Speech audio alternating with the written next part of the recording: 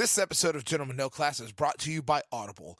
Get a free audiobook download and 30-day free trial at www.audibletrial.com/gentsnoclass.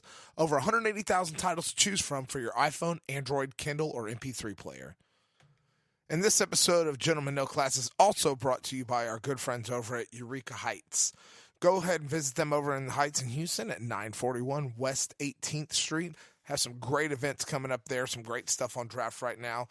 My favorite's going to be the Tipsy Clover, which is their seasonal stout that's out.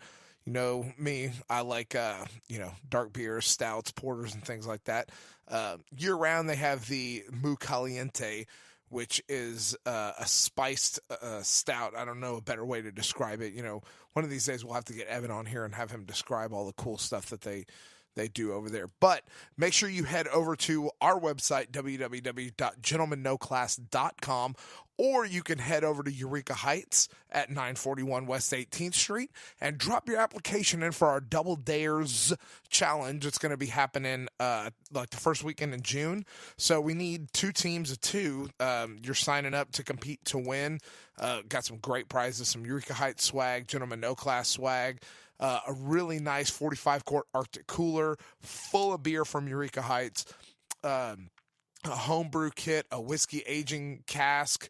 We got a lot of cool stuff, going through for the final prizes on there. So make sure you go sign up and get in early, get your name signed in and all that good stuff.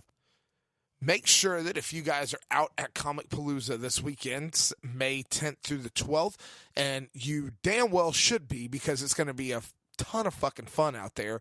Saturday, May 11th, the gentlemen will be around. We've got a lot of stuff going on.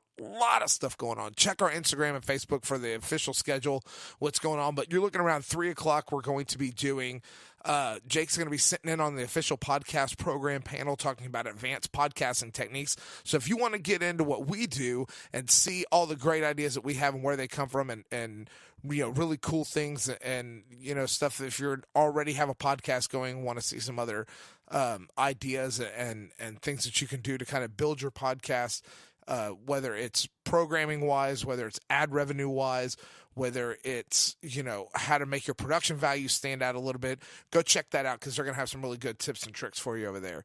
And then at 4:30 in room 360D, which is the official podcast room, we will be in there podcasting, doing our Marvel Cinematic Universe trivia. So you're going to come in and spin the wheel. It's going to land on a movie, and we're going to ask you a trivia question. You get that trivia question right, then you get a chance to stump the gentleman. You get a chance to hit us up with a Marvel Cinematic Universe trivia and see if we can answer your question. We will be validating your answers, of course, but you have a chance to win some swag from us. And then later on that night, 7:30 is the podcast Battle Royale. So it's going to be the Star Wars prequels versus the original trilogy. It's going to be yours truly defending the prequels trilogy. So that's going to be a sight to see. So I've got some really cool stuff lined up for that. We'll have to see how that goes off, because I'm not really sure how that's going to play right now.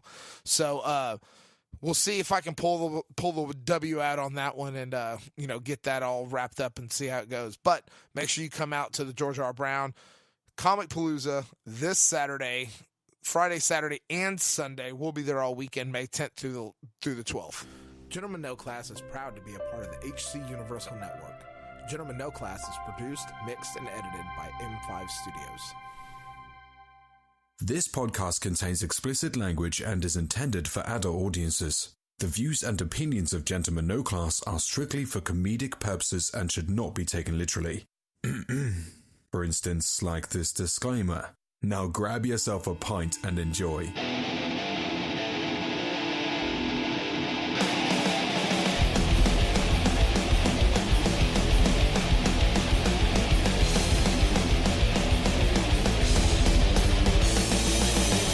And welcome to another episode of Gentlemen No Class, a podcast where the going gets weird, the weird turn pro. I'm Rob. I am Paul. And Jake's not fucking here. Or Raph, that piece of shit. But yeah. And like it or not, ladies and gentlemen, we are your hosts for this week's episode, our 40th episode. That is. Yeah. Holy shit. Big round number, big 40. I didn't even know that. Joining us in the studio tonight, we have some guests. To my left, the silky sounding voice of Mr. Ryan Landrum, Ooh, back by yeah, popular baby. request. Free guilt, free guilt. And some longtime friends of mine, Mr. Kyle Durst. Say hi, Kyle. You guys are really good at this. Hey, what's up? And Mr. Stephen Kornblit over here. Hello, hello. Alrighty. So tonight I have invited these gentlemen in here because, spoiler alert, this is going to be all about the Marvel Cinematic Universe and Avengers Endgame. So if you don't want to know about Avengers Endgame, or tough Thanos' shit. shirt. By the time you hear this, it'll already been out for like almost 2 weeks. I'm sure you've seen it. It's made all the money. So we'll dive right into current events. What we got for current events? Oh shit. Well, unfortunately, Peter Mayhew passed away. Chewbacca died. Couldn't make it on May the 4th, like you said. That sucks. Yeah. Couldn't make it to Star Wars Day tomorrow. Star Wars Day. Please don't do that. Why? I don't know. I'm just making fun of you. Nah, You seem like you have a lot of joy in it. I just want to poke at it's you. Star Wars Day. It's like my Christmas. Yeah. Good for you. Hey, before the show, you said he has something close to gigantism? He's huge. He's got to. I mean, it sounded like you're making it up, but it seemed legitimate, though. I've seen him at Comic He knows Palooza. it. He walks with a cane. He has to sit down all the time. He's faking huge. it. That's a wives' tale. How tall is he? I don't know. Was he in the new trilogy at all? Yeah. Yeah. Every Chewbacca scene is No. him. Yeah. Yeah.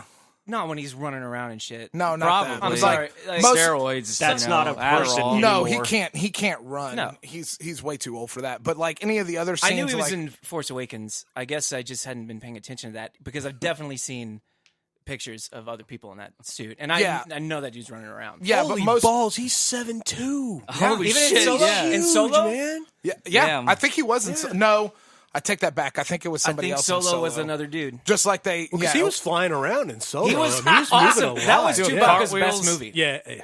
I think Solo was his best movie, I and even though it wasn't Peter disagree. Mayhew, Not to disagree. not to shit on anything, but is that maybe why it was Chewbacca's best movie? because it wasn't Peter Mayhew. That's a fucked Took up 3 call minutes out. to get into a controversial take. Is that- That's all it takes here, man. I'm surprised it happened fucking sooner. Right? Oh yeah, no, you got the controversy by having me on the mic. Good. We encourage Yeah, that we shit encourage. here. This is gentleman Yeah. no class. Oh, yeah. So Goddamn right. Peter Mayhew, and then something we were talking about earlier is the Sonic the Hedgehog Oh, my trailer God. dropped, and then all this. Didn't take long at all. I guess fan controversy, like they Yeah. didn't like the way Sonic looked. People are upset about...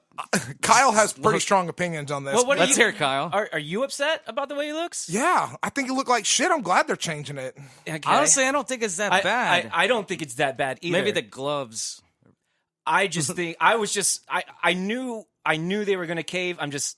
It sucks that they did because it's not just that movie. It's just a thing now. I mean, Yeah. look at The Last Jedi. Yeah. And shit like that and the way people get Aladdin. on that stuff. Aladdin. That sort of shit. Exactly. And But it just makes me mad because I'm the kind of guy that doesn't look for negativity in movies at all. It's probably a flaw. I can never be a critic.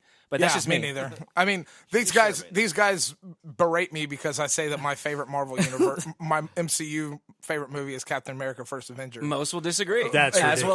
well. Oh, wait, me? That's asinine. That is me, number, that's my that is favorite. bottom No, two. but I gave you shit about that? Is that what you're saying? Jake did. I said these guys. Oh no! I okay. texted. I You was pointed at listening. me. I was listening I to the didn't give you podcast. shit. I was listening to the podcast, and when I heard his hot take, I texted him. I was like, "Seriously, what the fuck?" It's definitely hot. and I will go and I will, Piping pile of shit. I will be the first one to admit that I like it for all the wrong reasons. I'd like it just because of the way it makes me like the nostalgic way that it makes me feel like reading the Captain America origin comic books, and that's the only reason that I like that movie. Like Well, that's that's cool. that's fine. cool. It's far from the best or the worst. I think it kind of falls mid list for me. But Kyle people, says it's bottom two. No, but people, it's bottom two. people shit all over me No, no, because no, no. I say that That's- Black Panther's a bad movie. Just overall. Dark World and Hulk are the worst two. Dark World has gone up for me recently, and I have to I establish couldn't watch I that, don't. yeah. I love all of them. I do too. I love every single movie. So when you're putting them in the list, because the ones at the bottom doesn't mean I don't like that movie. Yeah, true At story. all. True story. But definitely, First Avenger and Hulk are my bottom two. Well, that's when I say Black Panther's a bad movie. I mean, in the cinematic universe that it lives in. Like I don't overall, think it's a there's bad movie There's at a lot all of either. movies that are. It's not a bad movie. It's bottom 5 MCU for me. Really? So is Captain Marvel. Oh, Captain Marvel. Beating up. Seems like these are conversations we is- should be having on the topic of, Yeah, of yeah. the thing We'll for the get night. to this later because Spilling over. The We'll reason be that I soon. like the movies is for a completely different reason than most people. But anyway, so Sonic the Hedgehog, the directors caved and they're going to redesign the main character, which is going to cost probably a lot of money. That's crazy. But I've never heard of that. I mean, they're responding to fan outcry, Yeah. I guess, you know. The But look Alita Battle Angel eyes they changed after people were fussing about it. I mean, that They were sounds like massive, they're right. They were huge. No, it was her pupils. They changed her pupils. Like the eyes Oh. stayed the same, but they made her pupils bigger because was that So fan that's- outcry? because people were all bitching about it. See, that's our future now. Like you said, like that's a thing. But that's the what's gonna whole thing happen. is if you're making a movie for the masses and there's outcry You against can hear it, the masses now. Yeah, Yeah, So exactly. you Now appeal you to the can. masses. The whole reason that they make studios back movies is to make money. Like, let's not kid ourselves about that. You know, like they're paying the director to make the movie not because people want to see it, it's because they want a return on their investment, and they're counting on people going to the movie multiple times and spending money. So if you can make like you. the people come and spend more. I'm not going to go see that stupid movie, but if you can make people spend more money by listening to their outcry in the beginning, you bypass all of those things where you have, all of the, you bypass all like the, oh, it came out and it's fucking terrible. Because it's going to be terrible. I mean, you can. I agree. see they're projecting pretty much what's going to happen, so they're going to make that change. I could see business-wise it's a smart move, but it just seems like, I don't know. I'm kind My of mixed guess feelings is the on it. reason that they changed it is they weren't that far into animating the movie. Okay, before they They're put testing the waters, maybe? I don't know. before they put the trailer out, why wasn't that shown to like a Test decent audience? group of people It probably that was. could have shit all over it before they put the trailer out? They probably did seems shit like- all over it, and they're like, this is a small sampling group of people. Yeah, they just took a You know Should what have I been mean? a bigger Roll the dice. sample. Should have got more people. I mean, They should always do that, I guess. Now for Well, yeah. these characters that people love so much. they should make private subreddits and just put it on Reddit. I guess it depends on how easy it is to change. Like, I think it's getting easier and easier as the years go by, but it's technology. still not though. They have to have like hundreds of people doing those. They can almost do it on the right. fly nowadays. But I'm something I pretty would sure say, like you just change the character and it updates it in every frame. You know? do you not think though Technology, sometimes yeah. that pleasing the masses and hearing the cries goes wrong a lot? You've seen Mortal Kombat Annihilation, So I mean, I agree with you. And- Spider-Man 3. yeah, I mean, and so I like Spider-Man 3. Okay, We- but the we do people not want speak the, of Spider-Man But the 3. people wanted why not? Venom. The people There's one wanted person Venom, in the and world they who likes gave Spider-Man us 3. Topher Grace. Emo Toby. yeah, he was talking about you. You're the one person. Honestly, I haven't seen it in years, but It's not bad. like I said, that's a good thing. I mean, I guess it worked. I like it They better made than a like a shit ton of lot of money. the X-Men movies. Yeah, So- I haven't liked a ton of the X-Men movies. I mean, but, They started getting good at First Class. I think that Days of Futures Past was Definitely better. the best one. But I'm saying that's when they made the And turn, Logan. though. Yeah, That and Logan. Logan was good. Those Because two. X-Men 1, 2, and Last And Stand are Deadpool, I not guess. good at all. The Deadpool movies are good, and I'm glad that Marvel Studios has come out and said that they're not going to change Deadpool. at all. Yeah. They're Oh, sticking good. with I that didn't know formula. that. Okay, right. so we're getting off topic. So current events. Let's see. We had the Sonic the Hedgehog thing. Peter Mayhew died. No, there's more. Did I we just can't talk think of about? Oh, things. you know what we missed because it's been more than 2 weeks. So it's been, we missed a week. So we haven't talked about the Star Wars Rise of Skywalker trailer. Oh yeah, that dropped. Jesus, man, fucking. Well, it's like when I saw the other trailers for the previous two for this trilogy. It's like it opened up The with heavy same, breathing? The heavy breathing, like again, really? I think that's Come on. that's a trend for these three trailers. I'm pretty sure. I think that's it ties on Maybe. purpose. Yeah, I'm pretty sure. I don't that's know. on It's purpose. if it has meaning, that's fine. I just thought it was just lazy. You know, I don't Well, know. I Maybe think- there's more depth to it than I don't know. Yeah, so I think that the whole deal behind that is like, they're trying to tie them in together. But I mean, if you go back and look at the other trailers for the first two movies and the reactions to them were very similar. Like when The Force Awakens came out, everybody's like, oh, a Black Jedi, here we go. Because he's the only one that lights up the lightsaber in the Yeah. film. But the trailer is completely misleading. The same thing with The Last Jedi. The trailer was completely misleading. It made the movie look like it was going to be awesome. Yeah, You know what I mean? Yeah, that great. So Are we with non Last Jedi? I'm people here? against I don't really I don't like like it. I thought I fell asleep in the yeah, theater. exactly. I Me didn't too. like All right. I have Same a Star Wars All right. tattoo, and I did not like that. Okay. I think it's okay. like I denied see, that that's the thing. tattoo. That's how fucking crazy this movie is, man. It's It's unreal. It's like There's too many plot holes for me. I Yeah, enjoyed not the hell enough out of it. shirtless Kylo Ren scenes either. I haven't gotten to Don't like tease. study the Last Jedi or the Rise of the Skywalker trailer Oh, all yeah, that much there's- because there's what we're going to talk about here in a bit has been consuming my life for 11 years. Yeah. But Kyle brought up a good point when we saw the trailer the other night before Endgame was that why didn't Abrams get all 3 of these movies? That It's should a have good how it been, man. It should have, yeah. They should have given one guy this if they wanted it to be that Well, way. they did. They gave Ryan Johnson an entire trilogy. and that'll Why? I don't know. Okay, but if he's doing it, but if he's starting the story himself from beginning to end, it'll be better than him doing the middle of a story. Well, it's just like the way they did the Jurassic World. It's like, why is Colin Trev or whatever did the Jurassic Yes. World, and then they had this other guy do the second one, and then he's coming back to do the third.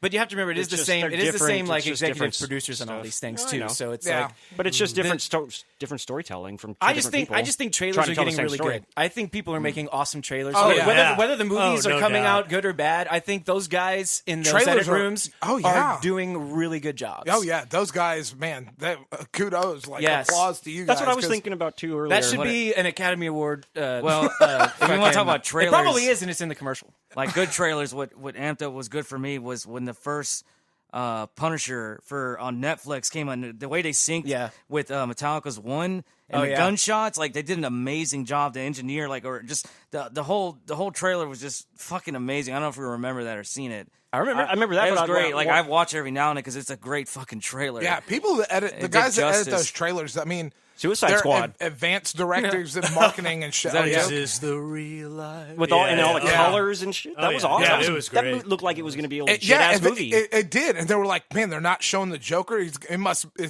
to be fucking. awesome. He's going to kill it. Yeah, yeah. Now And there's a but reason why they they're not didn't showing show them. it because he wasn't in it. I'll keep my mouth shut on this one too. But I also thought that the newest Lion King trailer was fucking fantastic. See, I disagree. Fucking live action. There's only animals. It's not. if we're it's talking not about live action trailers. if it's still animated. yeah. Yeah, but okay, that's what you're focusing on though. Where's the human? with No, all no, of no, no, this- no. That's not what I'm focusing. I'm just saying, like, you can't call it a live action Lion King movie. They're It's calling all it. CGI. They're not. It's There animated. actually is another name for it. I forgot what it was. I read it somewhere, but they have established a new name for this thing. Just a Interesting. just a quick heads up on everything leading into the rest of this. You cannot say negative things about things recorded on film to Kyle. What? I see that he's like Kevin. Anything. He's like Kevin Smith. You know, like if you've ever heard Kevin Smith review a movie, like you would think that Dances around it's The Godfather every single movie. You know I'm what I not mean? gonna biased cry. though. He's a director. He like, he's cries biased. through every He can't- review. He's like, I'm tearing up right now. Yeah, I'm not just gonna talking cry, about but it." you have to love that. I'm sorry, but you have to love that though. Like I to do. me, I like, love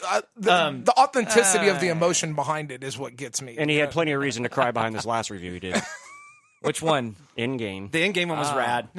It's 2 hours. No, It's an hour and 13 minutes. Jesus, it was a 3 not 2 hour hours. movie. Oh, My you talking God. about the his review? yeah, his Oh, reaction. shit. His reaction Oh, video. okay. his react. Well, Wow. yeah. I mean, it was his. It was. It's like- he just talks you through the movie. He and, was and it cries was like his- 9 times. Yeah, he was super high, and then he. I mean, he talks. I mean, it was an episode. It was his episode of Fat Man on Batman, is what it was, and then he. I like listening to that podcast when Mark Bernardin's on there because he's a writer and Kevin's a director, and to hear like Mark talk through like an idea of how the story should have gone, it's always like, man, that's a way better movie. They should have hired you. You know, but we're not in the writers' room. We're not in making those decisions. So No, like, we I can't think really... I think Kevin's going to get his shot at like a big budget I don't- superhero movie I don't one think day. so. I don't think he will. I honestly don't think they're going to give him a shot at it. And if they do, he's not going to have very much like artistic direction on it at all. He knows Well, his place. I don't know if he wants to make a big budget superhero Well, movie. he said that if they gave it to him, he's like, fuck yeah, I'd do it. But he already goes and directs a bunch of episodes of Right, that's what I'm Supergirl saying. and stuff. It's and He's Flash. had an It seems extremely like- fulfilling career. yeah, I mean, Like, he's doing Jay and Silent Bob reboot right now. Yeah, those Got- episodes are great. He All managed those, he the Rogue managed to reboot. get Chris Hemsworth in that movie, and out of that got to go to the fucking red carpet premiere of Endgame. I saw that. Which he cried, which he Oh, bawled and cried nice. like a baby at. Yeah, That is pretty. I cried 4 times during the movie, but we'll get to that. Slash film. 4 times, you say? Slash film did a vlog at the premiere, and they they saw Hemsworth, they saw Smith, they saw a lot of cool people. I would love to go to one of those in my lifetime. I would too. That's bucket list. It's not going to happen, but it's definitely a bucket list. Say it just looks awesome, man. I'll call you. So, what else we got for current events? Anything? I'm pretty sure there's a lot of shit. I just can't think of anything. You got to bring up Game of Thrones. Just right? about. Oh, my we can talk God. No, about we don't have to. Well, it has been. Let's get it over with. Polly, get with the program, man. No, fuck no, never. So, Fucking thieves. it's been. We haven't had an episode since season 8 started. So, we're 3 episodes into the season now. And I mean, just my reaction to the episode 3, like. I personally like all this build up to the Night King, and the Night King, spoiler alert, the Night King dies at the end of the episode, which I'm okay with, but I feel like so unfulfilled. You know what I mean? Like I feel like there's got to be more. Like Bran wargs into something and leaves. Why? Ravens, right? And then nothing else happens. Why? He went to see Endgame. I think there's something else. I think there's something bigger than that. They just took so much fucking time walking their asses there. They should have gotten there a long time ago, and the conflict should have been going on a little longer already with them. Yeah, I mean, a battle that big that was supposed to be like the biggest, baddest battle since the Battle of the Bastards. It was not good. That son of a bitch studied. Okay. It was no. I'm sorry. Cinematically, it was amazing. No. That's the bad part about it. Like the part that I could see, I mean, it was it was really good. So you had that problem? Oh yeah, dude, I turned all the lights out. I had every light in the house off. We were turning them off, turn them on, turn some back off because we couldn't get the glare off. I don't watch the the show, but I heard about that. What the fuck's up with that? It wasn't just darkness. Poor lighting. It wasn't just darkness. It was shit in the air too the whole time. Yeah.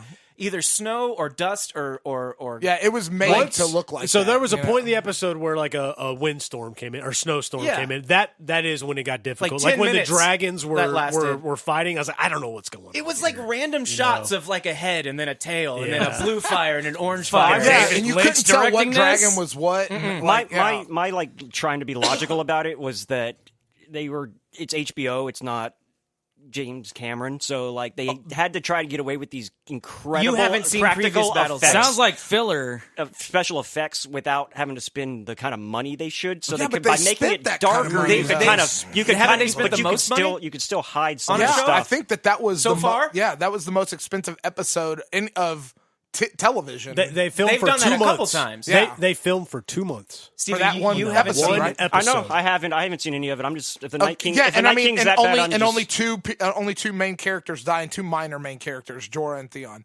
I was really expecting more people to die than that, and now like I don't know. I don't know what's going to happen the rest of the season. I'm hoping. I didn't see like the whole Arya killing the Night King coming. Like I was kind of disappointed that it was her, but I mean it did. It was a pretty cool sequence when it happened. She's like the main character. She's everybody's favorite. So everyone assumes she's killing Cersei now. Oh, I think she is. Doesn't someone have to? Kind of, I know, but that's Cersei ain't gonna die. I bet you $100. I don't think she is either. I don't think she is either. There's a good chance she ends up on the throne. That's what I've said. I hope that happens. I have said that I think that Cersei ends up on the Iron Throne. Or Daenerys will be the Mad Queen. And I think she's that's out of her mind. And then Jon Snow has to kill her. That's what I think happens. I think Jon Snow has to kill her. The Queen Slayer. Well, we still have to see the Day King. We haven't seen him yet, right? That's the theory is that Bran He's got to have a brother, the Day King, right? Well, no, Does he the wear theory like board is that shorts and a tank top. His opposite man? is Bran is the Lord of Light. Bran is the champion of the sun. Yeah. Thank you. Finally, somebody finished it. I'm waiting. He's. I got that reference. I understood that reference. Champion of the sun.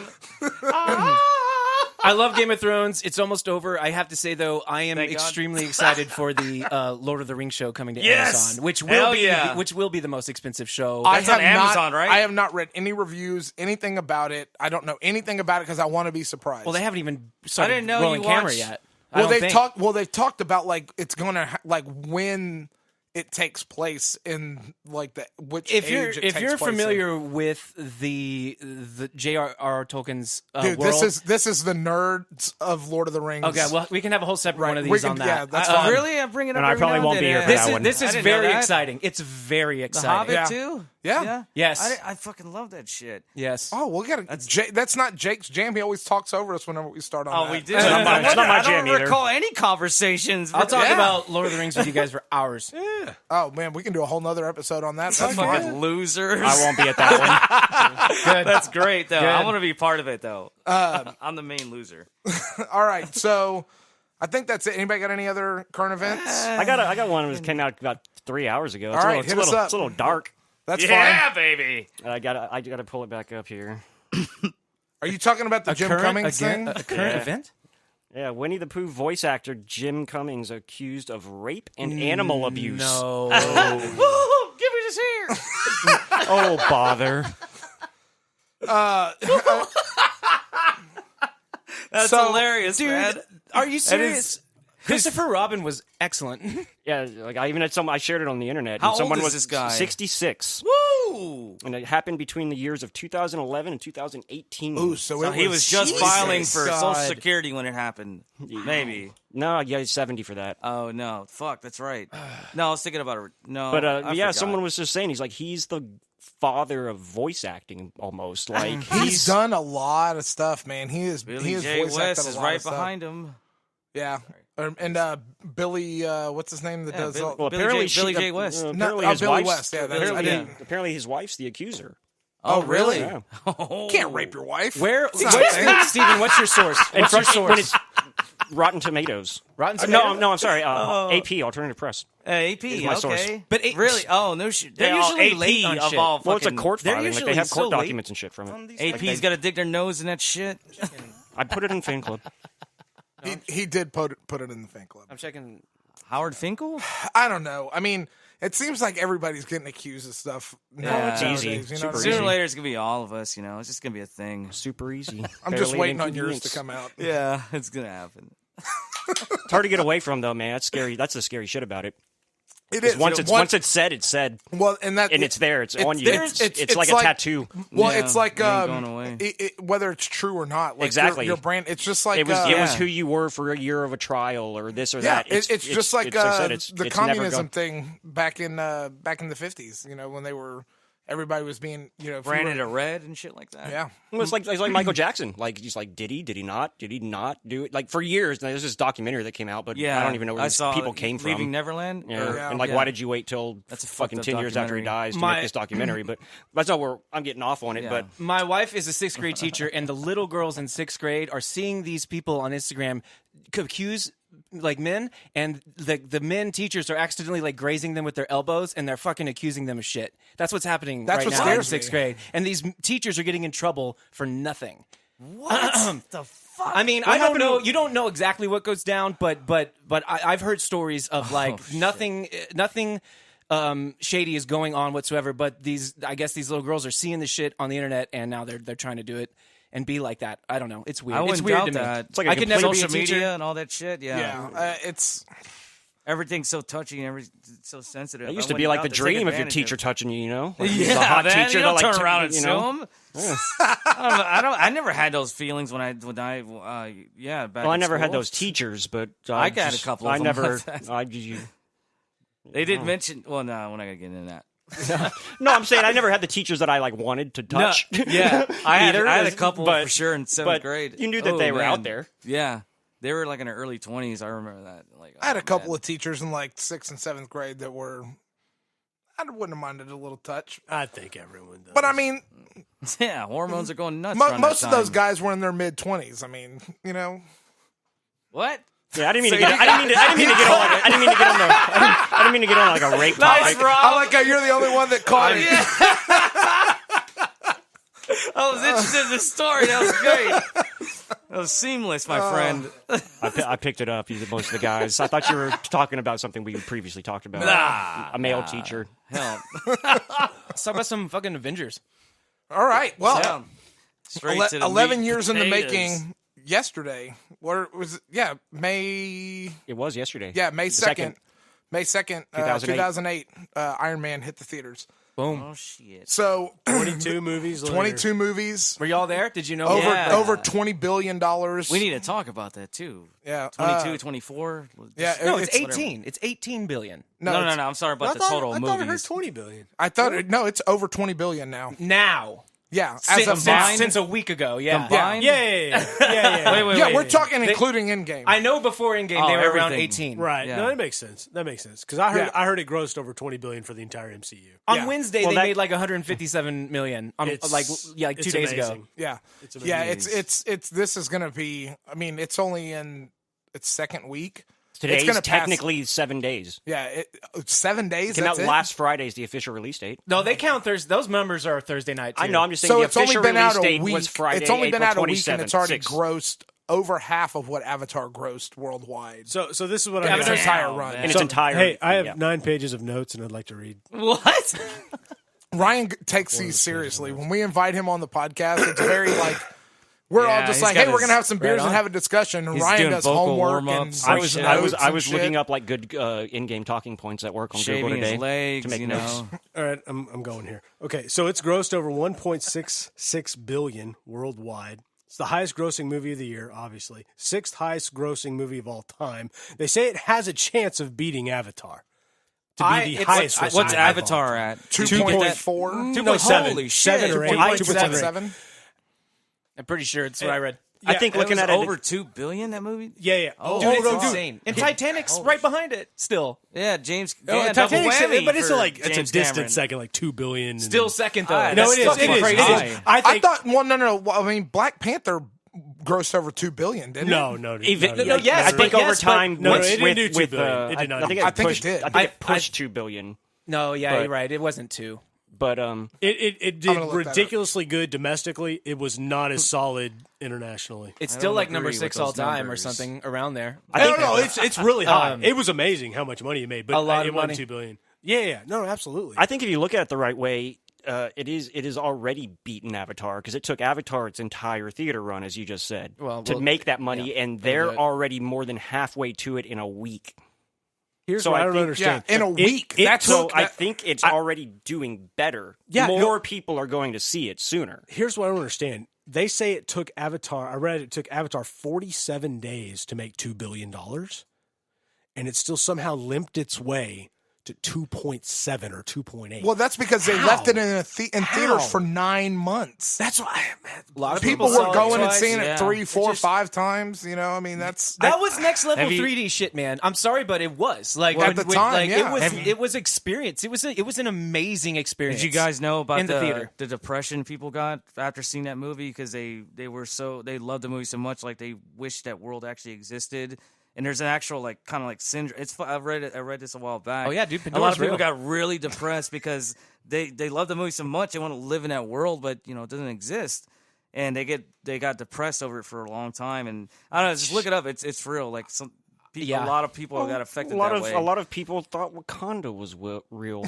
Like after that movie Yeah, came I out, heard that too, Like, yeah. people Looking were at literally Googling it, talking about hotels. moving and like visiting Wakanda, and it was like, guys, So we'll start this off with, here's a simple question. Disney has announced that they are releasing the Infinity Saga box set, 22 movies for $4.99. I had not heard They the price have? yet. They announced that today. I saw Yeah, the how much was that? I saw the cover art for it $4.99, $500. 22 Really? 22 movies. with probably a couple of extra discs of special Probably, effects. Yeah, behind people the are gonna scenes definitely stuff. buy Stuff that you can shit. only get Rob there. will buy that. Yeah. I will. I don't know. I shit. told Brian earlier. I will buy it if it comes in like If they sell an it separately, Infinity Something Gauntlet or badass. something. You know what I mean? like a real one. Thanos' shirt. I Gotcha. bought the Big Lebowski like 15th anniversary box set or set thing because it came in a bowling ball. So like, Oh, I'll buy nice, something man. like that. They sell the Mighty Morphin Power Rangers TV series, the whole series, inside of a full-size Red Ranger helmet. You own that, don't you? I do not. I own a full-size Green Ranger helmet. Oh, okay. I'm just super OCD about my Blu-ray shelf, so I don't like weird boxes and shit. It's one giant box with an Infinity Gauntlet on it across all the movies. Yeah, that's you gonna have seen really. it? Yeah, there's Okay. pictures of it online. The thing is, I already own 20 Exactly. of them. Hey, is Far From Home gonna be why in would that? Why would No. you do that? Because they are saying that is the end of Phase 3. It is into Phase 3, It's but not it is not the the Infinite end Saga. It is not the What is Infinite that? Saga. Stupid fuckers. Is that a next? So what there are is very big questions to answer because of Spider-Man. What's it? Far From Home. Far From Home. So let's talk about. I mean, we can that the next we movie? can kind of go through this discussion and bring in Endgame spoilers and how we feel about it.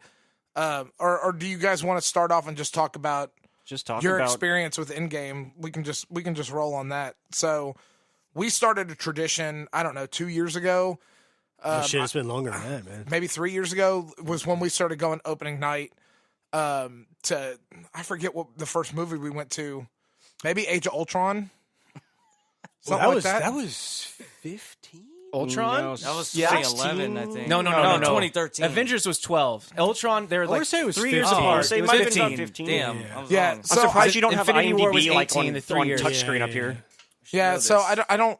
I mean, I had notes the last when we did the whole recap. But anyway, we started a tradition. The four of us, me, Ryan, our other buddy Brian, and Doug. We would go Thursday night, 7:00, same theater.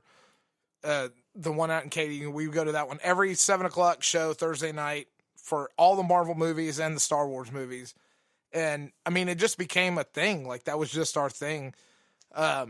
We've been doing that too. We don't even ask each other anymore. We just when whoever's up first when the tickets go on sale for any of Yeah, the that's releases, kinda what we do. just We text each other and say, "Hey, we got tickets for this time." Absolutely. We get a random text from Rob. me- All right, here's your time. hit me on Venmo. Yeah. We've been doing a lot of different theaters though. We do the same theater. We usually go see the XD at that Cinemark night. Us too. Because it's That's centralized. that's the all best. It's the closest best. I'm actually going to Edwards IMAX tomorrow at 3:00. So looking forward to that. Oh yeah. We were doing them out at the Palladium for a while when that was still awesome, and that's not awesome anymore. Well, they sold it to Regal. If you guys Why ever is that been to- not awesome? They sold it to Regal Oh, Cinemas. they sold it to Regal and it went to shit. Oh, Yeah, okay. that place was cool when It you was could buy. awesome. Oh, you yeah. could pay an extra $1 for a ticket and go to an adult only show On a upstairs balcony. where they don't let kids. They in. do let kids in, but they're down below you. Right, That's he said at you 240. couldn't. You You're couldn't only go in the up- top section. Right, that's what he's saying. $249 Adult by only Top Hall, upstairs. right? No, No, Way no. South 99. Grand Parkway, Richmond. Oh, okay. By the okay, furniture that one. store. There's another one over there in 249. Yeah, and they're 99. that's the Star. Yeah, No, It you're, used to you're be a talking about the Palladium. Silverado. So it used to be Palladium. I thought it was. I don't know. It was nice at one point when it first opened. They Now sold it's all their trash. they sold all their theaters that aren't in San Antonio. Yeah, they're going okay. back to San Antonio where they're from. Anyway, Oh. we saw Guardians 2 at the Bob Bullock in Austin, and that was amazing. Okay. It's what is the world's or the country's largest an IMAX amazing screen, IMAX and screen. it's the I most. recommend It's the going to only like real 4K like IMAX screen. Huh. And we saw it there. Yeah, it's I also it's saw just- Ant-Man there. it's something else. Oh yeah. I missed Ant-Man and the Wasp. We did not see that opening night because it came out in July and I was on vacation, so I missed that one. That's funny you say that because Guardians 2 is the last one I haven't seen, or my wife, in the theater since we started. I think around the Dark World, maybe. Always Thursday. Guardians 2 was the first one in a long time, and Far From Home will probably be the next. You're not going to go see that opening night? We're gonna be on our honeymoon. Oh man. Yeah. Yeah, I was in. We were at a vacation conference thing. And I almost went. Almost, my wife was giving me. Oh, okay. Well, I guess you're gonna go. And I was like, fuck. I guess I don't. There are actually two of the MCU movies I did not see in the Same theaters here. at Same all here. ever, and they're two of my favorite ones. Which ones those be? Winter Soldier I didn't see that in the theater. Are you kidding me, guys? And Yeah. Ant-Man.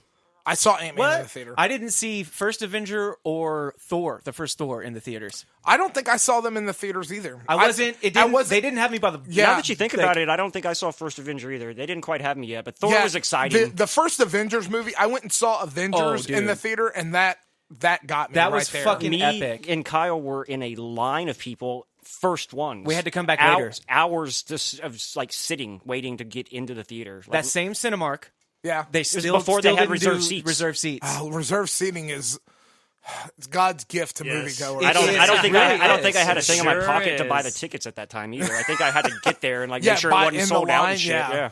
Yeah, that's man. Reserved seating in the theaters. So nice. Oh, game changer. I Yeah. mean, Totally that's game the way. changer. That's the way it always should have been. And How will long? always be. Especially How long now did that y'all you- wait online to get your Endgame tickets? Oh yeah. Oh, That's cool. I thought it was going to be midnight, so I waited my ass up on a weeknight all the way to midnight. And then when it didn't happen at midnight, time, my friend. I got when you paranoid. And I was like, maybe it's 1, maybe it's a different time maybe zone. it's 2 o'clock I stayed up till for 1 West Coast time. I stayed up till 1 a.m. And I could have still told you nothing. it was 7 a.m. They announced it the day before. Dude, Oh, did they? I even You texted Yeah, me. they had That's a the only long reason night. I knew. I can't believe it. I feel like an idiot. I got up earlier than I usually do and checked it. Still nothing. Right before I walked out the door to go to work, I checked it one more time and they were up and I got great seats. But So I'm an idiot. I did that also. I had an alarm set, 7 a.m. on Fandango VIP Club. Boom. I do not got use my Fandango. got my trying to get that theater. The XD's showing Yeah. at 7 o'clock. Every time I picked seats, not like the app would crash. And then I'd go back in and see all these seats started. It was like the snap happened, and all the seats were disappearing. happened. And then there was no seats left. So then I was like, all right, what's the next showing? 7:15 is in a smaller theater, same So location. you didn't get it XD? No. Neither did we. Neither did we. Neither did we. No, We got it. It's still good quality these days, man. No matter what you see Yeah, anymore. nowadays, I mean, I just wanted to sound see was the damn loud thing. as it looked great. I just wanted It to did. fucking see it. It really good, regardless. I would always love to go excited. back and see it XD. Like, it's so good. I can't wait for IMAX no, tomorrow. IMAX is what I want to see. I am that so sounds stoked. legit. Yeah. I'm not a fan of IMAX. I don't like having to turn my neck to watch. bro. Okay. I'm pretty lazy, and I like to Alright. just be able to like get it all in my scope of vision at once and just move my eyes. That's all I want to do. This dude here has turned me into a quality snob. like There's nothing wrong with that. and no, there isn't. I'm fucking better look It's good. a little like, bit my you know, job, goddamn so- it. But and so yeah, this is the first time we were walking into the theater, and I was like, "Not XD." He goes, "No, we couldn't get him." I was like, "It's fine. I just want to know what happens." yeah, Yeah, I just did wanted too. to see Like, it. I Agreed. was- I don't Like, care did if not I just have to care. listen to the dialogue. What I almost. was, like, I just had, wanna- I had major anxiety because I was like, if they don't wrap this up correctly, and like I find a bunch of plot holes, like Yeah. Fucking hell, I may have a panic anxiety. attack after this. You know what I mean? A lot of people did. Then let's talk. I mean, not a lot of people, but there's some people out there who did, and fuck those guys. So the biggest, we can talk about the biggest plot hole in the movie. They talk about time travel. You know, the whole thing is based on time travel, and they talk about going into the past does not affect what happens in the future or the basically. past. Right, it just creates an alternate timeline. Right. Yeah, because all So- that Back to the Future Yeah. shit is just bullshit. So the biggest, Yeah.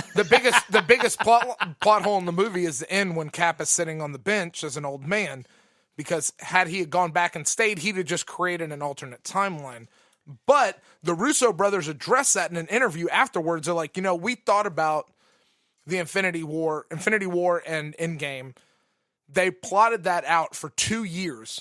They were writing this movie and and they were like, we did that. They're like, we've thought through every plot hole, every loophole. So the only way that Cap could have been there is had he jumped again to get there. So they've come out and they said that opens up a whole nother possibility of different things that could have happened. Marcus and McFeely, the writers, disagree with the Russos. They literally disagree with each other on this. Really? Yes. I read this today. They say that he's not in an alternate universe with Peggy. There are 2 Captain Americas in the right universe, the real one, the main one. And the other one's under ice for most of the time anyway, so they wouldn't have crossed paths. Long story short, the Russos and the writers literally think 2 different things about the Cap thing, and they made the fucking movie. So I'm glad they were able to basically, Mark make that Feely, work. they're saying that Cap went back to when the original Cap was in the ice and Yeah. spent his whole life, and then just avoided Captain America when they pulled him out of the ice. That would contradict their own rules for how time Right, travel like where, works. but that's the whole thing. Like The- all this what the- interaction between Captain America and Margaret when she's an old woman and has dementia. Margaret. Peggy. Yeah. Peggy. I like the Russos' theory. So I Because do that too. fits. That works. because that works. That- yeah. I'm not theory. It's their movie. I like what the their Russos say universe. goes here. Yeah, exactly. Fucking the I, Russos. universe. I had a thing about Kyle, and this is a little detailed. It's not about Kyle; it was to Kyle. Right after we watched it, and this all goes back to Kevin Feige in the end, where to get us to what we just saw, they knew they had to start us. They babied us. They had to start with a rich guy in a cave Yes. that built a suit that it's unlikely, but it could happen. Well, that's the whole right? thing about Iron Man. It's like he was a B-list B-list at best. But they knew that they couldn't just give us fucking Rocket Raccoon in They the second took- movie. right, exactly. You know, They took their time so we would believe a movie like fucking Endgame. yeah, I agree with that. They had to get us here. They took a chance. I don't think they had any idea Iron Man would take off. They didn't like it because did. No. they didn't know that because the end credit scene of Iron Man with Nick Fury was not in the original theatrical release. And it's a ballsy. Neither was the That's shawarma true. scene. That was one of those badass things. Neither was the what? The shawarma scene. from Avengers 1. Oh, it wasn't in the yeah. premiere. It wasn't in the release. premiere. It wasn't in the premiere. Yeah. I was about to say I saw They filmed in the it movie. after the premiere. But the thing about Iron Man, and they put Nick Fury back there at the end straight up saying Avengers right off the bat. Yeah. Avengers Initiative. Even if it didn't work, Iron Man still fucking rules. Yeah, That's and it why- just didn't because work. Iron Yeah, Man yeah, did so well in the box office. I think they added that to the DVD release, didn't they? I never knew Nick that. Fury? Yeah. No, I saw that shit happen No, yeah, in the people- theater, It man. I wasn't. had to go It back and wasn't see in it. the. I had It to go wasn't back in and- the original releases because It when may I have not saw been it, I didn't originally- see it. Well, I didn't see it because I stood up when the credits started Or rolling. no, you know what? You're right. Like, That's I a didn't that's a know. lie because how the fuck would I notice it to the end of the Nobody, credits? Exactly. nobody knew to Like see it. I don't think that it Some was people in did. the. I think I'm just somebody will getting have to excited. fact This check this that. brings up a question I was thinking about earlier today. Did the MCU create the environment where you need to sit through the credits? Yes, No. absolutely. I'm trying to remember. They Was there made it ever a popular. movie where they actually showed you something? They made it after the popular. There are credits? some been done movies before. back. Oh, Yeah, it's done before. I think they do it in Ferris Bueller. No, they made it to where think that's literally why that you Deadpool know thing you is just a you're thing. not You have getting to. up. And Like, now- you now just it's know you're not. commonplace, Yeah. right? You don't Yeah. you don't get up in For those movies. doing romantic comedy movies anymore. You're like, what's going to happen after the fucking Yeah. credits? Like, it's Yeah, that's become commonplace. I mean, Yeah.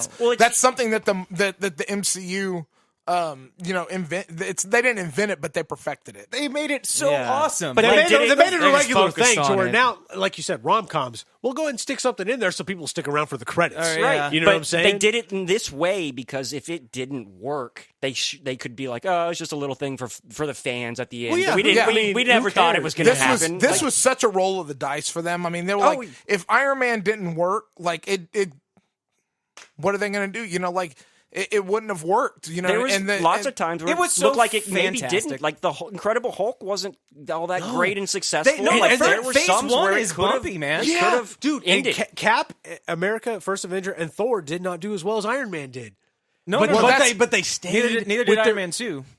Oh, really? It didn't top. It's the first better. Iron Man? It's Iron Man 1 and 2 and Avengers are obviously the three top phase ones. But the other three just were Yeah. so. So there was some faith there that Yeah. people were going to come and watch this. Thor was, team up it was of the, you got to guys, you got know? so you got to understand something. We take all these characters as commonplace now, but going back to like when we're kids and we're reading comic books, the Avengers comic books and Marvel comic books in general, Marvel was all about the X-Men.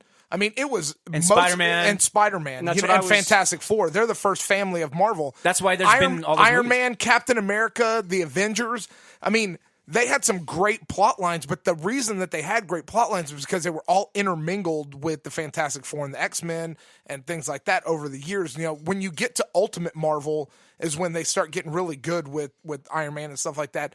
So they took a really big gamble using Iron Man because Iron Man was like, I know why they did it because through all of these sagas and all these stories, Tony Stark and Iron Man is a key player in every single one of them because he's the one it's easy for him to bankroll all of these things. So I'd even say that Captain America is a big enough. I mean, a lot of the characters in the MCU are B-list for people that don't read comics. Dude, but no one had faith in Chris Evans. I mean, they took a like, gamble what? on the actors themselves playing these characters. Yeah. Christopher Evans was a comedy actor, but he was Yeah. the Human The Torch. Human Torch. I actually have a big thing with the Marvel thing and their casting is that at the beginning they would cast people and I would always be like, oh my god, Dude, Chris Vin, Evans, you now got he Vin. is my But number one. He is Sure. my Yeah. Cap, and Chris Evans is my favorite in these movies. I had to I don't learn think to just- anyone can replace him as Captain America. Yeah. Captain He's America, insane. Captain America has always been one of my favorite superheroes, probably my favorite superhero. So that's probably why Captain America: First Avenger love holds it. such a special place for me because I've always just liked that whole Boy Scout, like be the superhero, made into the superhero, like no wavering from that. Like when the Civil War comic arc got released. I mean, I remember I'm getting goosebumps now thinking about reading it and just like there's this the in the Civil War movie, there's a quote that's attributed to Peggy at the funeral. Her Agent 13's saying it, but that's a Captain America quote from the comic. Like, plant yourself by a tree by the river, or the river of truth or whatever, and don't know you move. That's a Captain America quote from Civil War. That's what he says to Tony Stark. Like, basically, like, this is my viewpoint. Like, and that's just like personifies him as a character. I don't know. I've always found that really intriguing and made him one of my favorite characters. Well, and on side note on that is that that brought the comics that nobody had. No, when I say nobody, people that didn't read comics.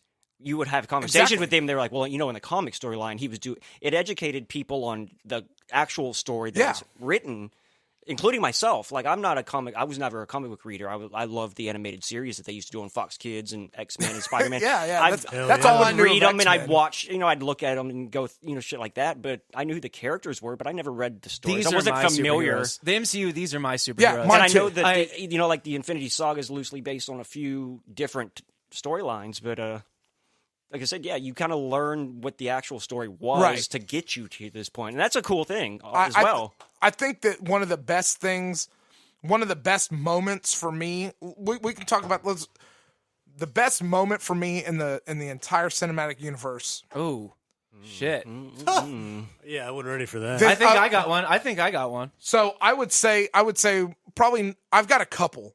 I've got a couple, but the first in the first Avengers movie, one of the reasons that it's one of my favorites, number one, the first scene where you see all the Avengers back to back. Oh no, not the back to back for me. That right there, and the Thanos head turn in the mid credits scene. Those right there. Well, that's when they told you what they were doing. Everybody loves the back-to-back circle scene, which is fucking great. Yes. It's iconic as hell. What I think is better is shortly thereafter when there's the one shot through the city and you're seeing them all fighting as a team throughout the city, and it's a one take through. It's one of Josh Whedon's best shots. It's fucking incredible. And it ends with Thor and Hulk taking down that fucking worm, and then he punches him. After that blew my mind. Great scene. Like, that blew my mind. Great scene. That, to me, is one or two. So, like, in the theaters, when I saw Avengers in the theaters, and I didn't see it opening night, but it was definitely opening weekend, and there was, I mean, at the time, the internet wasn't, like, a huge thing. Like, it's talking like I'm old, but when I saw that, and he says something about courting death, and then the guy turns around and it's Thanos. I think I yelled, "Fucking Thanos!" Like, really loud in the fucking theater. And this guy in front of me just turned around in his seat, and I was like, he gave you a hell yeah?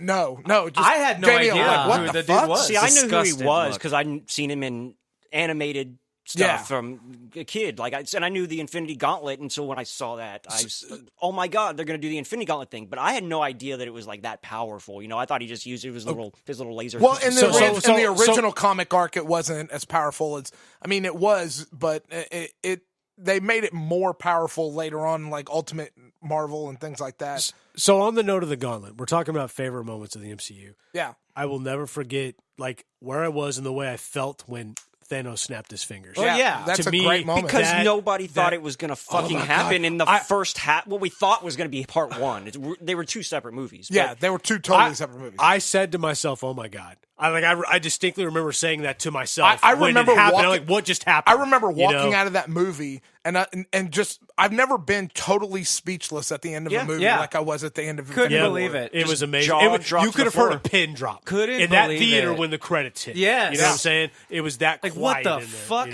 Yeah. Well, that's what the Russos are so great about, is disrupting everything and being like, no, he fucking killed everybody. Yeah, and it's I mean, done. and that's the thing that And they gets said, away. Yeah.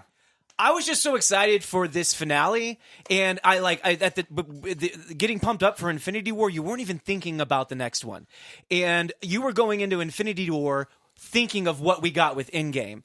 You know what I mean? Like, I was like, and I was like expecting that big splash sequence of everyone and all that. In Infinity War, I don't know why I just guess I was greedy, but you don't get that whatsoever. No, you and don't. And it just fucking ends. So rarely do the bad guys win.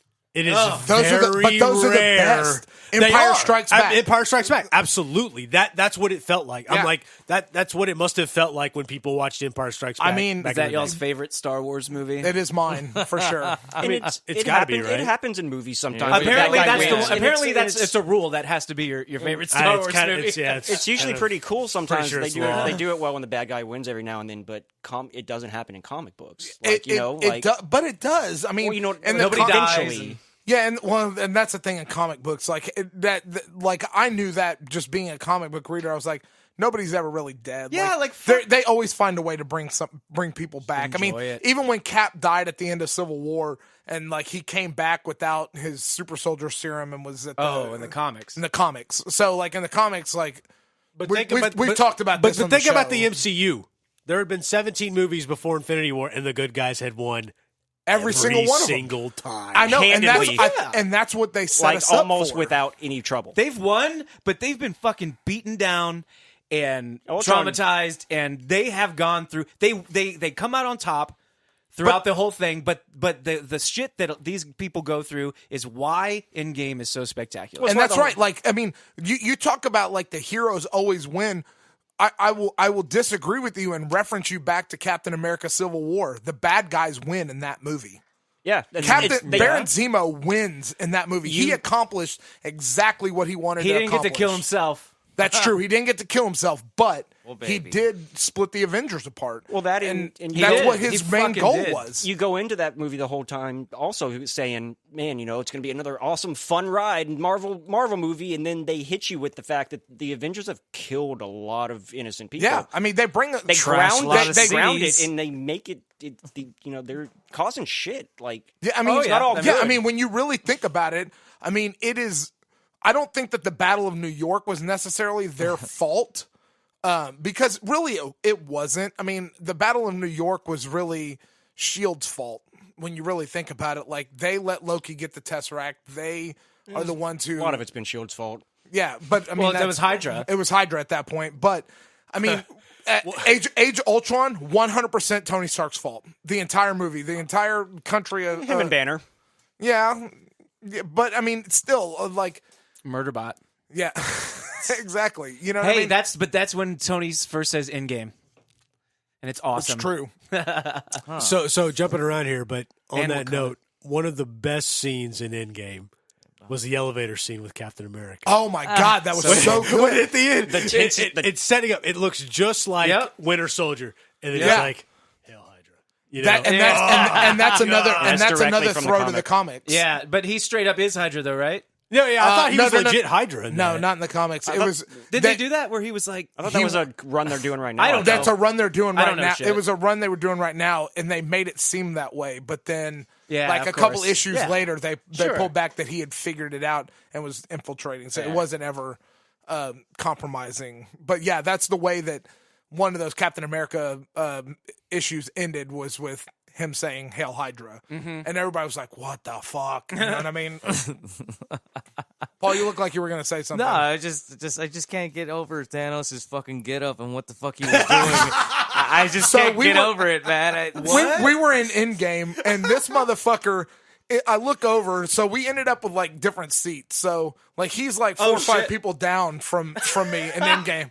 And I look over, and most of the movie, he's just laughing. And I don't know why. It's a very serious movie. And I ask him, what are you laughing at? And he's like, that opening scene with Thanos and that Walmart t-shirt. Oh, my God. That's what had him the entire time. But, dude, I know what you're talking about. I know what you're saying. But it's interesting to see like what his life is like post what he did. He gives no fucks. He gives no fucks at this point. He does not care. It just seems funny. It's just fucking seeing growing him rocks. as just like a being, like seeing him not as this like warlord, right? Like exactly. he was like he's done what he wanted to do. All that. He's like a humanoid type person. He doesn't want to kill himself. It's crazy. Yeah, he's accomplished his mission. I don't think he cares. He takes I big don't think purple he shits. doesn't. He doesn't care. I don't think he gives a shit. Back though to what you were just saying, the first time Coney says "Endgame" in Ultron, that scene there at the beginning, Marvel and Feige, I talk about Feige a lot because he really is the mastermind. He is, to me, yes, he is. So I always kind of refer back to him because he's known what he's fucking doing. He knows what he's doing. And they don't say anything as a throwaway in these movies. Yeah, Dude, if you it's go back and watch them again. ridiculous. So when Thanos is saying the work is done, it's complete, it always will be, and I am inevitable. Yeah. To me, that's the take. The time travel thing of him knowing that no matter what they do, eventually this is still going to happen. I think "I am inevitable" is Damn. the takeaway quote That is- from that yeah. movie. I think that'll be one of the most remembered. I mean, it's and not like quoted it's not meme that's a big, quotes that's from a, that. That's a big, meaningful, Dude. powerful word that he uses for Yeah. something very specific. It is. And I think that, like, the Endgame sets up a couple of different things because if you're talking about it sets up the potential for different realities. It sets up the Disney show What If that they're doing on Disney Plus. But it also sets up one timeline that Thanos left, and now Thanos doesn't exist in that timeline, moving from 2014 forward in that timeline. So, you know what I mean? You could do some cool stories with that where Thanos never exists. I sure hope. I mean, yes, and I'm sure that's why they did this. It's time travel just is so messy. I love this movie, but any movie it's in, it's Yeah, you're setting yourself up for failure, basically. So I'm just glad that, like, I'm satisfied with the Infinity War saga.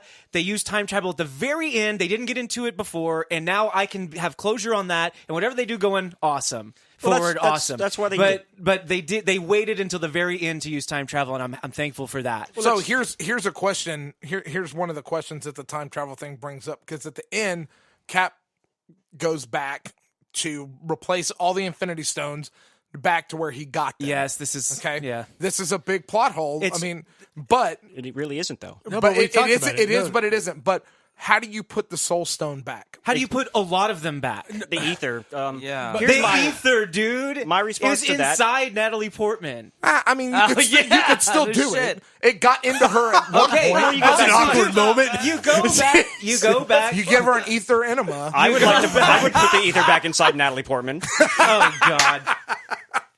You go back to Vormir or whatever the fuck, right? And But do you get the soul that you No, sacrificed back? no. That's Yeah. one way. Yeah, to it's change. not Walmart. No, I'm saying It's you. not Walmart. Yeah. Here's the thing, though, is they do say that, like, when you do the Soul Stone thing, that's it. No matter time doesn't matter. Yeah. Yeah, exactly. But there's a flaw with that, and her name is Gamora. How? Well, that was a different. She's oh, back That's a now. different timeline. But That's a different timeline. Okay, so then they could do it with Black Widow then. You know? but Somebody they're not had- gonna. But Somebody had to go, they're not basically. gonna, but they could because of Gamora. That's the way. That's what messes up that whole thing. Yeah. My response to Either, it you is can't have both, basically. Either And that one's was gotta go. yes, that's true. And Yeah. that was a little bit redundant in Endgame. It was almost like getting the same scene twice. Yeah, But it was still, when it comes to any of the plot holes that anybody's talking about, my whole thing, it goes back to what I said. They started off with Tony Stark in a cave to make it seem kind of realistic, so that they could get us to fighting a purple space alien with a cool rock collection. You know what I mean? So Yeah. the answer is That's pretty legit. the answer is exactly what's because yes, exactly. And they that's, did what they had to do so that they didn't have to explain things. Yes, It exactly. just is. We know. There's And we take it at face there's- value. Yeah, there's We a know. raccoon and a Viking on the same team now, flying around space.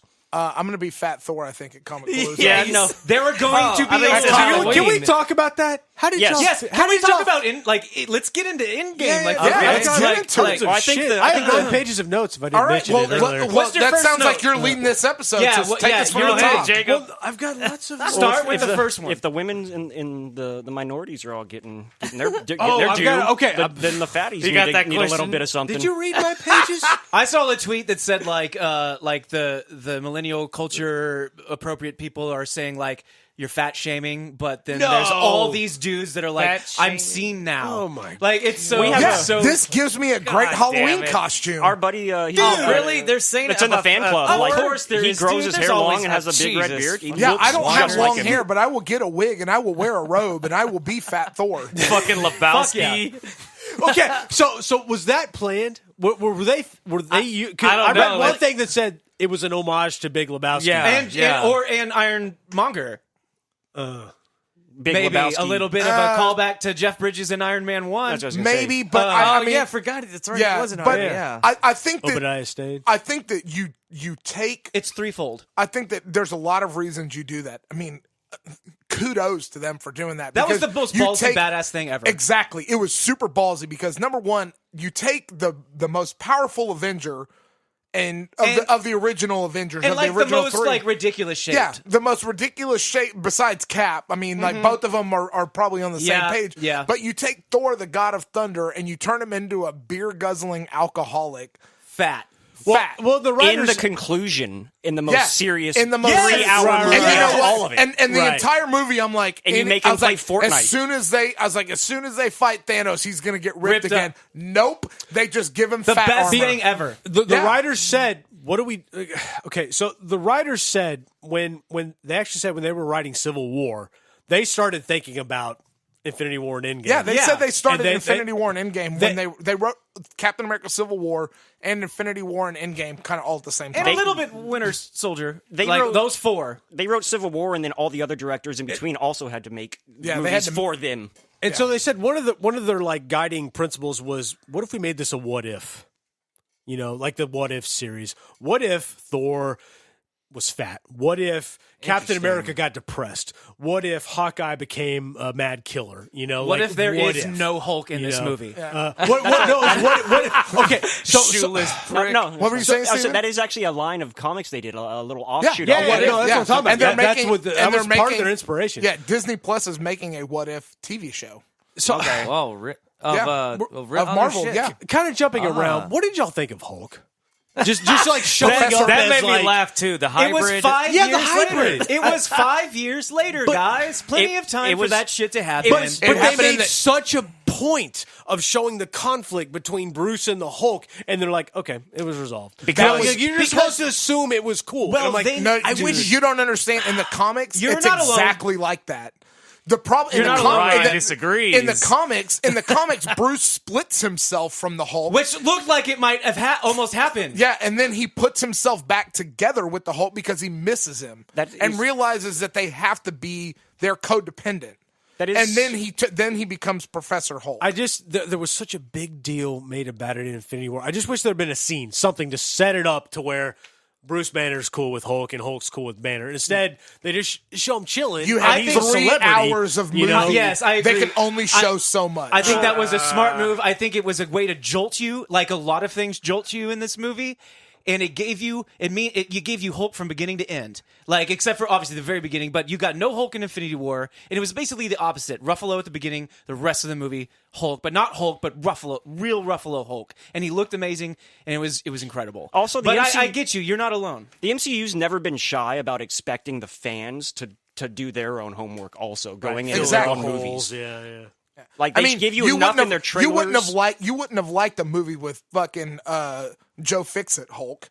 I mean, you know what I mean? Like that was a whole plot line of Hulk comics where Hulk and Banner had split themselves from each other, and then Banner spent the better part of a year's worth of comics trying to figure out how to put him capture Joe Fixit Hulk and put himself back together with him. They stopped caring about all that. Like Tony, they don't even care. You don't see Tony making his suits anymore. He just has the new best suit now. Yeah. and rips off the you don't see nanotech any of thing that that shit he anymore. said he had a they surgery didn't- for. But they didn't make that as a plot point in one Yeah, of the movies. no, you're right. You're I'm right. saying Infinity You're War right. was a No, big I plot don't point. think- Why can't he bring the Hulk back? Not just the way it wasn't. It wasn't just the way they brought him in. He never got his moment that he should have gotten. That is one of the things that I'll find that he didn't. There wasn't a satisfying Hulk moment. Like where Hulk got And to it's beat nothing down to- Thanos or Yes, something? or at least a couple good hits in there. Maybe he did. It all happened so fucking fast. You talking about did. out of the two movies you're talking about? He got his ass kicked in the first one, and it was like, sure, he's definitely gonna have a rematch with Thanos as Hulk. I don't And know, it man. never- I was okay with it. Just I was you know, okay, Like yeah. I mean,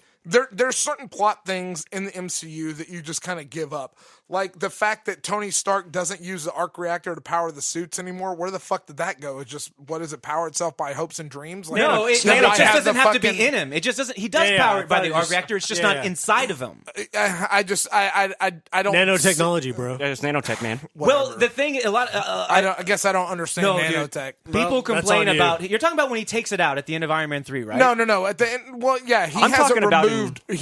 I'm talking about in Iron Man 3, as the suit has to be charged by a car battery, and before he can but the suit's supposed to go on him, and the arc reactor's supposed to power the suit. I mean, we're talking about plot holes Okay, we're we're talking talking movies. in Big just time. one movie ago in Infinity War, he has this shit in his chest again. He talks about It's how not it's in- a, it's not in his I know, chest. I on under, him. but she points at it and he goes, "I know, I had the surgery," and then he just like rips it off in Endgame. Like it's No, I don't because think he ever it's not says back surgery. inside of him. It's He not never, attached to him. says surgery. When he's He just talking to- says, "I've got." He goes, When he's "Yeah, I talking to know, Pepper. I've got this now." he You know what I says- mean? he Like, said, I "I know think I he had-" just wears it around as a protective when blanket. he's talking to Pepper before Doctor Strange Because he comes also out. destroyed. Because Steven, he also destroyed all of his suits for her too. So Oh, no, that I was know. also And kind of then like he I'm brought wearing them- suits again. and then he brought them back the next movie. You know why?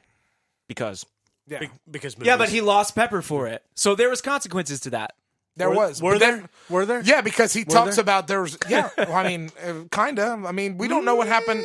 They can't spell out every single detail. It's not a comic book. You know what I mean? Like in the comics, Temporary consequences. in the comics, you can explore a lot of minute plot lines and get really in depth and stuff.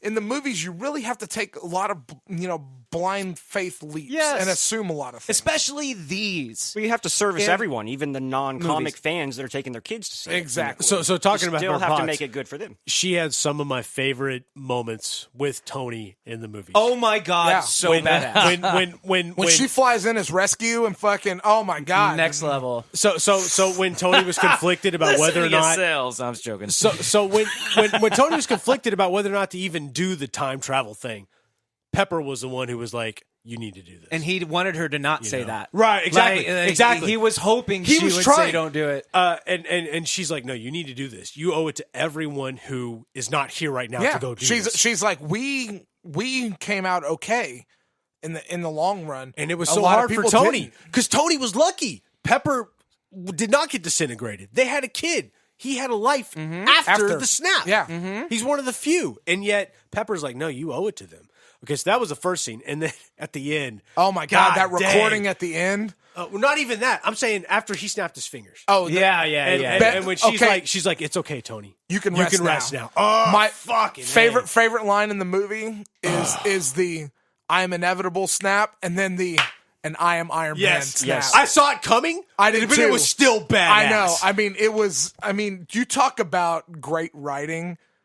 I mean, they set that up from the beginning of the movie for him to say it to himself because he had seen it in the vision from the recording from Nebula. But I mean, I think they missed a huge opportunity not letting War Machine drop something on fucking Thanos and say, "Boom, you looking for this?" I saw you post that. And that's huge opportunity huge. missed, man. Yeah, Do you realize the reaction that would have gotten? that would have been really good. It would have gotten a reaction just as much as all the other 19 reactions that were happening every fucking yeah, fight. Like, Kyle's- it would have. I wanted it so bad. Kyle said that to me a week before we went and saw it, and after we got out and it didn't happen, it was even worse. Yes.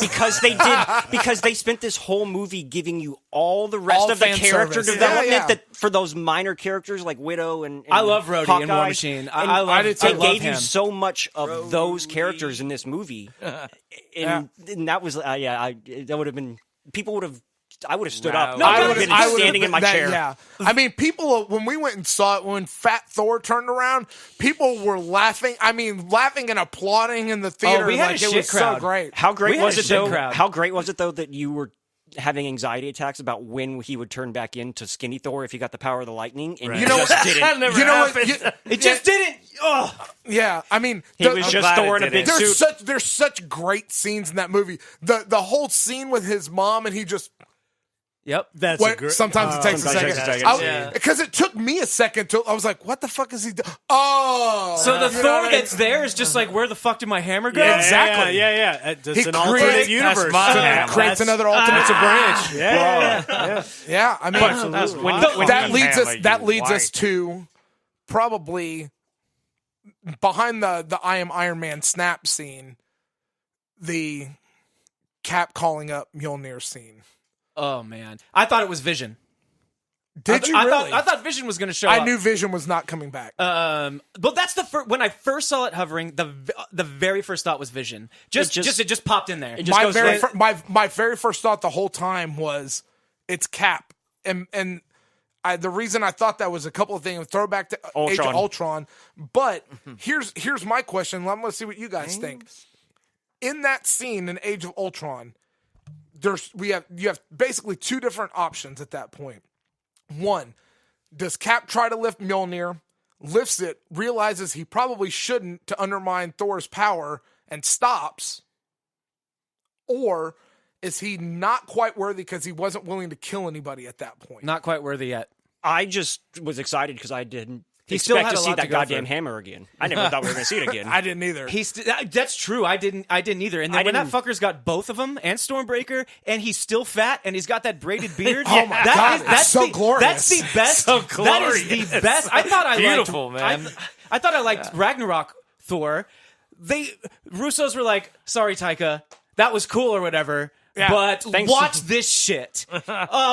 Yeah, I mean, when make he $1 billion when in he 5 grabs hours. that fucking hammer, and Thor's like, "I knew it." I was like, "Ah!" Once again, nothing they say is a throwaway at all. Yeah, nothing. I mean, Right back to paid- that party scene. It Yes, paid yeah. off. Yes, one of the best scenes in Age of Ultron. One of which the is when best they're in the- all I trying mean, to it pick is- up the you're hammer. talking about a 5-year build up to that. For one line. Yeah, for one line. In the whole MCU, if you ask me, that party scene, that was after party fantastic. scene It in the was whole really MCU. good. It was really yeah, good. it was great. Me and Kyle watched all of the movies Right, leading up yeah. to them. We went and saw Captain Marvel the day before Endgame, and second time. after Endgame, I looked over at Kyle and I go, I got to do it again now to Yeah. go connect All all the of dots, shit yeah. back again. Well, Because when Thor gets worried, Yeah, just Yeah, when he's like, oh no, it's a you're like, 'cause fantastic he already expression. knows yeah. that maybe because he thinks is worthy of it. Well, but at that point, Thor thinks that Mjolnir is the source of his power. You know what I mean? That is so, true. So You're at right. that point, he's like, if somebody else can Yeah. lift Mjolnir, then they will have my power, and who will I be? So- you know what I mean? But when Cap calls Mjolnir to him, he knows that the curse or whatever you want to call it on the hammer is that you will have the power of Thor, but not all of Thor's power. That's not what it says. You will be able to have the power of Thor, but he's still the god of thunder. He has that power regardless. That's what Thor Ragnarok set up. So I've broken the seal and I have to take a piss, but I'm going to leave you with this. Why was Captain America worthy now as opposed to Because okay, as opposed to Age of Ultron, and why was Thor worthy the whole time? because Two-part question. Thor was That's a always good question. Oh, I Ryan mean, is out. Thor was always worthy. He's never changed his personality, his stance. He gave when he became worthy at the end of the first Thor Yes, movie. that's since then. Since Yes. then, he has become selfless. He's been pretty good. He has noticed the needs of others. You know, blah blah blah blah. It's not. What was the first part of his question? Then he Let said, me what- tell you Well, why did Actually, Ryan ask okay, a question and leave? I know. Is So why the I'm reason laughing. the reason that Captain America is worthy now is because Thanos killed all his friends, and now Cap is willing to kill Thanos for whatever reason, and that makes him worthy because he's willing to do what needs to be done. I also think So that's okay. Okay, wait. It's a good answer. Wait, when he got before he got the hammer, We call it the hammer. We don't know how to pronounce the it. Mjolnir. Okay, good. I'm glad you know. Was how to pronounce the that 'cause that's a big question. was that big Whoops. wide shot when it was literally the entirety of Thanos' army and only Cap over here? Was that before or after he got the hammer? that was after. It was They had that after? badass Yeah. scene where he's That throwing was the shield after? and Yeah, the hammer at the same time. because he straps the shield down. No. Because the shield's cut in half. Yeah, because and they he already straps the one-on-one him. Yeah, They already one-on-one Yeah, him. they already And one-on-one that's him. when he gets the hammer. That one-on-one scene, though, was incredible. oh my god. Well, it was 3-on-1, and then they gave it all to Cap. They gave it all to Cap. Yeah. And I mean, you're talking about a guy who had a super soldier serum that at this point can wield Mjolnir and has a vibranium shield fighting the biggest, baddest badass in the galaxy he's at using that him. point. And he's using he them. The second is- time. But he doesn't. Thanos doesn't have the Infinity Gauntlet at this point, so he's just Thanos, A big, strong- and like Nebula says, which is one of the greatest lines in the movie, as they're coming up to the planet in the first scene of Endgame, when they're like, no defenses, no blah blah of any He's kind. alone. He's alone, and Nebula says, and that's enough. Well, yeah. You know what I mean? Like, If, that's the opening Yeah, scene still. of yeah. the opening that- scene. she says that, and you're like, When- you're when- fucking The opening right. I scene mean, of it's- Infinity War, he doesn't use any. He's got the one stone at the time, but he doesn't use it against the Hulk. He just kicks his snaps. ass. When he headbutts Veers, and it just like pops right off of her, Oh, yeah. like Man of great. Steel style. That was fucking rad. So we can talk about Captain Marvel a little bit because growing up, Captain Marvel was one of my favorite. Besides Captain America, You mean Shazam? Shazam, baby, yeah. I haven't seen that. Shazam was originally Sidetracking. called. That's a DC thing. Well, of course, those two movies come out at the same time. You would, right? yeah, I know, Isn't right? that nuts? Yeah, it is. But Captain Marvel, Miss Marvel at the time when it first came out, Carol Danvers' story arc, starting with like her experiences with the X-Men, back up into Captain America and stuff like that. You can go outside and, if you want to just piss on the fence. That's where I'm going to go. He just can't Like squeeze a past dog, me. you want? No, I'm just joking. Captain Marvel was always one of my favorite superheroes, just because she's interacted with every single team across the Marvel comic books, and she's always been super powerful. And there's very little things that she's like Superman. There's not a whole lot of stuff that can slow her down. At one point, Rogue steals almost all of her power by holding on to her. Almost kills her ass. Yeah, doesn't and he? that's what gives Rogue her powers. Right. Like that you are familiar with Rogue in the X-Men animated series, like invincibility, flight, and things like that. She steals from Miss Marvel. So anyway, that Captain Marvel, that story arc right there, that's always been one of my favorites. So I have a soft spot for her as a character in general. But going into Endgame, at the beginning of the movie, they talk about, she's like, "Oh, you may not see me for a while," and I'm kind of biding time till Kyle comes back because I want to hear. I kind of want to hear his reaction on this too, but the scene at the beginning, they're like, "You may not see me for a while," because a lot of star systems don't have you guys to help them out, and then it's like at the end of the movie, I didn't expect to see her for the rest of the movie, because in all the trailers, she's not in any of the trailers except for the scenes before they go to fight Thanos the first time. There is a scene. There's a quick shot of her in full. What do you call it? Costume or whatever. Full Marvel mode. And, but she had her mask on, and then when she shows up at the end of the movie, she doesn't have her mask on. I was positive she was coming back at the end. Positive. It never crossed my mind the whole time I watched the movie. It never crossed my mind. You see her at the beginning. She says she's leaving, and you're like, "Oh, she's coming back." But then you get so much movie after that, you forget about her. Exactly. So it's a surprise. It's still exciting when she comes back later. Yeah, and when the guns turn, they're like, "What are they firing at?" And I don't even think about it, right? Yeah, you did. I didn't think about it at all. I was like, maybe it's Adam Warlock. I was like Kyle. I was like, Kyle, I thought it was Vision. They're saving that for James. I don't think not once in that movie, not once when they were explaining time travel or anything, I was like, there's no way they're bringing Vision back. There's no way they can pull that off. It's too many plot holes for them to go back and pull that off. And I think that like they may be able to bring Vision back a certain Well, he's got a fucking Disney Plus show. Yeah, that's true. So they have to with the worst title I've ever heard. WandaVision. WandaVision. Yeah, so I mean, that's serious. That's real. That's really the name of the show. So Scarlet Witch Vision show. Yeah, I mean, Wanda Sykes? If Wanda's powers are derived from the Mind Stone, then that means Wanda that she Maximoff. should be able to imbibe another android with the same powers, whatever. This whole part of it is the gray area, because if Steve Rogers went and returned all the time stones where they came from, then she wouldn't have ever gotten her powers from the Tesseract. Well, here's the thing. There's like so many things that from the Mind Stone. She got her powers from the Mind Stone. Yes, you're right. The scepter. Either way, but you see what I'm getting at. See, so going before Endgame came out, I thought that they were. I knew time travel was going to be a part of it, but my thought process was that they were going to disrupt time and like all these things weren't going to happen. And I was like, oh, that's perfect.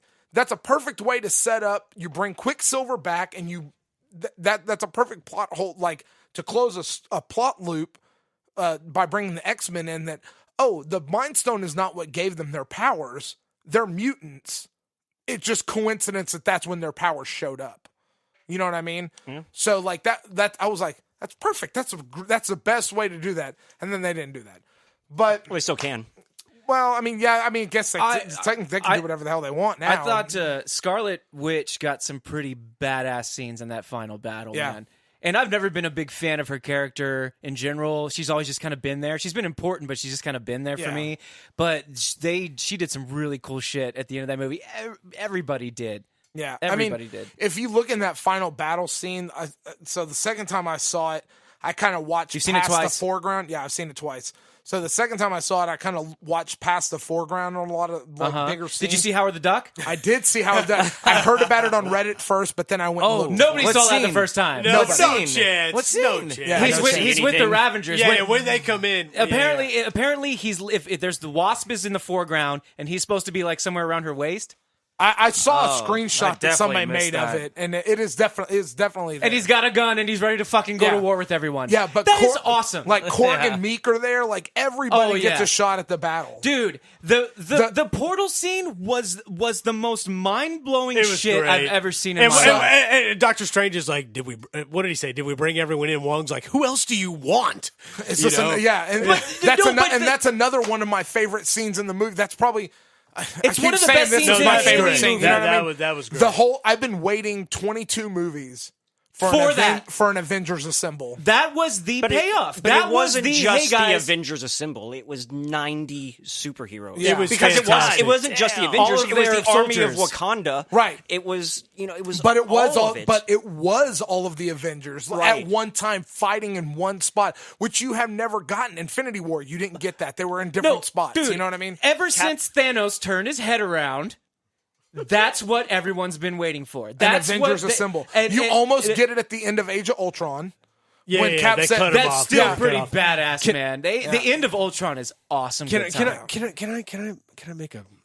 It's a take that's not going to be appreciated here, but Okay, go ahead. I did not like the way Cap said Avengers. Oh, come on. Assemble. He said it like real low. Watch it again. He doesn't say it like that. Yeah, I don't recall him he saying just he says It's like Avengers, Clint Eastwood. and then he doesn't growl it. He just says assemble. He just speaks it. But it's, Yeah, but it's I not, like that. but That's how I remember it Yeah. too. in between the two words, he summons Mjolnir, right? yeah, I think so. Yeah, Which he makes doesn't- it even more badass. yeah, he Because doesn't put it together. Avengers, assemble. Oh, damn. Like, I don't remember fuck yeah. That was a really sweet little frump. Yeah, there. yeah, That was a good nice. sound effect. Good voice acting there. Hey, Paul, can you grab some more beers out of the fridge? Damn, You're I'm already out. closest. Shit. Yeah. No, there's five of us. No, Heavy but drinkers. The portal scene what I didn't catch, he told me after we were talking about it. I didn't even catch Falcon saying on your left. Yeah, that Like, was badass. I didn't even catch that. was I so didn't good. catch the reference until after Yes. somebody pointed Yeah, it out. I heard him That was say so it, but I good. didn't even think about Winter Soldier, their very first So meeting. I got many fucking callbacks. goosebumps as soon as he That- said it in the theater. That made me scream when he told me afterwards, because that might be the single best line of the entire movie. I man. disagree with that. I but it am- was a no, very Thanks, good Paulie. line. I am Iron Man is the greatest line of the movie. It was. No, that was fucking fantastic. Because it opens It brings, and it closes. It brings the entire thing full circle. It does. And it makes it really makes this was Iron Man's movie. It was Steve Rogers' movie quite a bit. It was the Avengers movie, but this was Tony Stark's movie. This was and like Tony It was, says it was the it's- big it's- three. yeah. It was the big three, but it was mainly Tony. But it Yeah. was definitely the big Well, it's three. just like we all went into Infinity War thinking, cool, we're going to go see an awesome Avengers movie. But Yeah, it was they're gonna regroup But it and- was Thanos' movie. It was. He's And- the main and character that was a of that great, movie. that was a great decision. Yeah, remember Thanos did nothing wrong.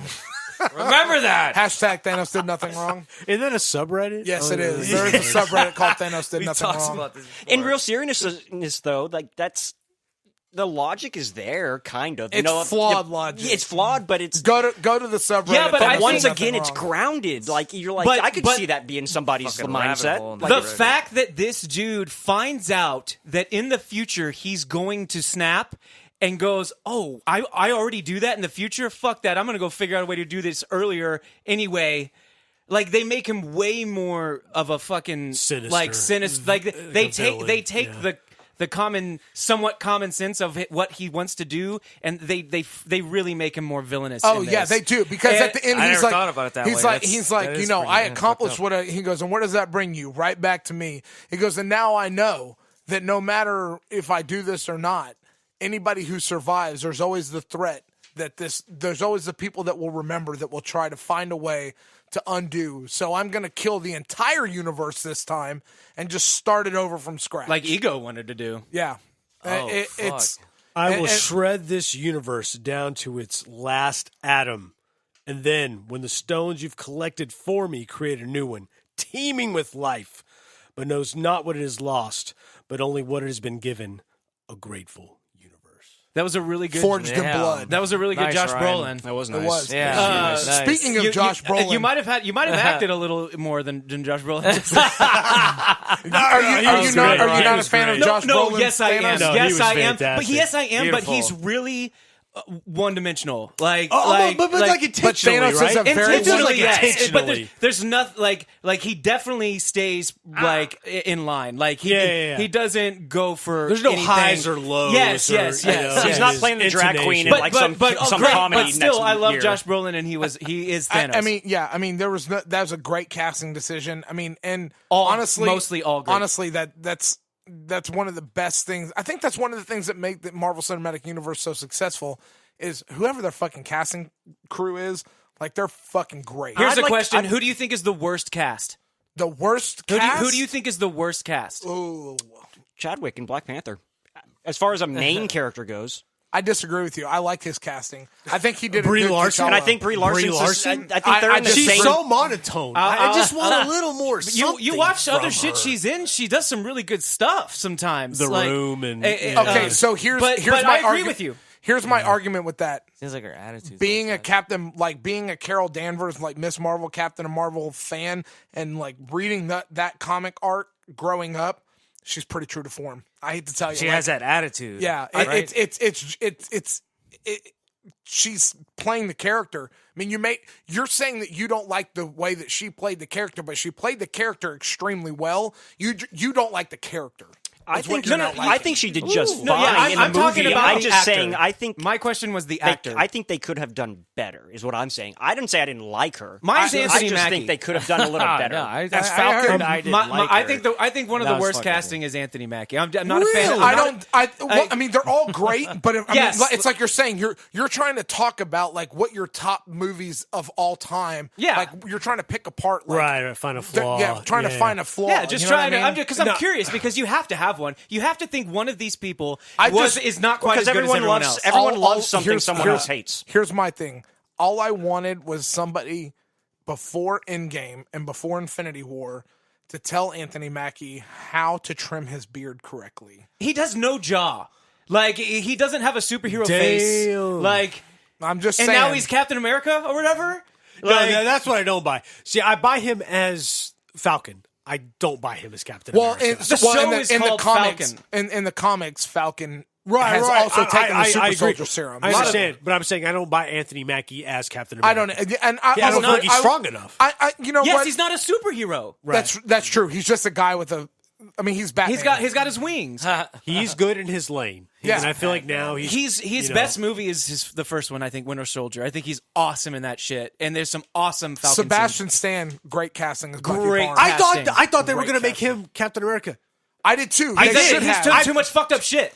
Well, in the comics, he was Captain America before. Right, but not. And then other. There's even been some other people, right? No. No, it's for Well, the there's been most, some for the other biggest, people. the biggest. Well, Tony was Captain America at one Yeah, point. that's what I'm saying. I mean, but There's been some nobodies The as Captain the America. biggest Captain America story arcs are at the end of Civil War. Bucky takes over when Steve Rogers dies, and then after that, when Steve Rogers comes back and Bucky dies, then Falcon takes over as Captain America. But I tend to agree. I'll agree with you on that. I think Anthony Mackie is probably the weakest choice. Not the worst. No, but, no, I mean, he's fine and he grows on you. But I think if you're gonna put it all, because the reason I like to talk about it is because yes, they have done such a phenomenal job of casting these people. Okay, it's been part of the success. Best recast. There's only been 5 recasts. Don Recast. Cheadle. I'm about to say that's Oh something yeah, that comes to mind instantly. 100% Don. If Terrence Howard would have continued, Yeah, I was gonna they bring would that have up. killed War Machine. Yeah, exactly. early, I early in agree. the Yeah. whole thing. Well, okay, I'm going to butcher her name. The ancient one.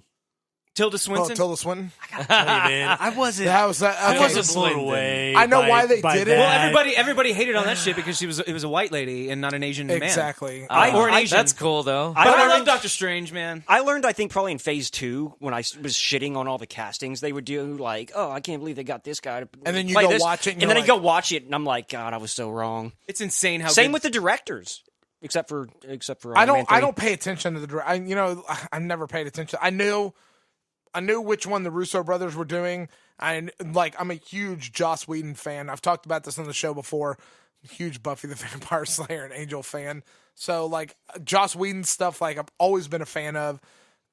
Joss Whedon killed it. When they said that Taika Waititi was going to make Thor Ragnarok, I knew that it was going to be awesome. I knew that they were just changing the character. I knew good. the direction that I kind of knew the direction it was going, And then I had no idea it was going to be that good. And then That they was cast a Goldblum. pivotal movie in this whole thing. Yeah. I'm glad that they like switched Thor back to like the long hair, beard. I am Kinda so glad. kinda serious. Like that to me was one of my favorite parts of Endgame was like bringing him back, giving him the beard again, giving him the long hair, he looked more like a Norse god to me than he ever has in the entire series. But then they kept him in that Ragnarok thing. But he still had the Ragnarok sensibility with that that in charge thing at the end with him and Quill with the who's in charge scene. That was a great scene. So the director, what's his name? Taika Waititi. Taika Waititi. What voice did he do? Korg. Okay. And Just making sure. and mocap Just making sure.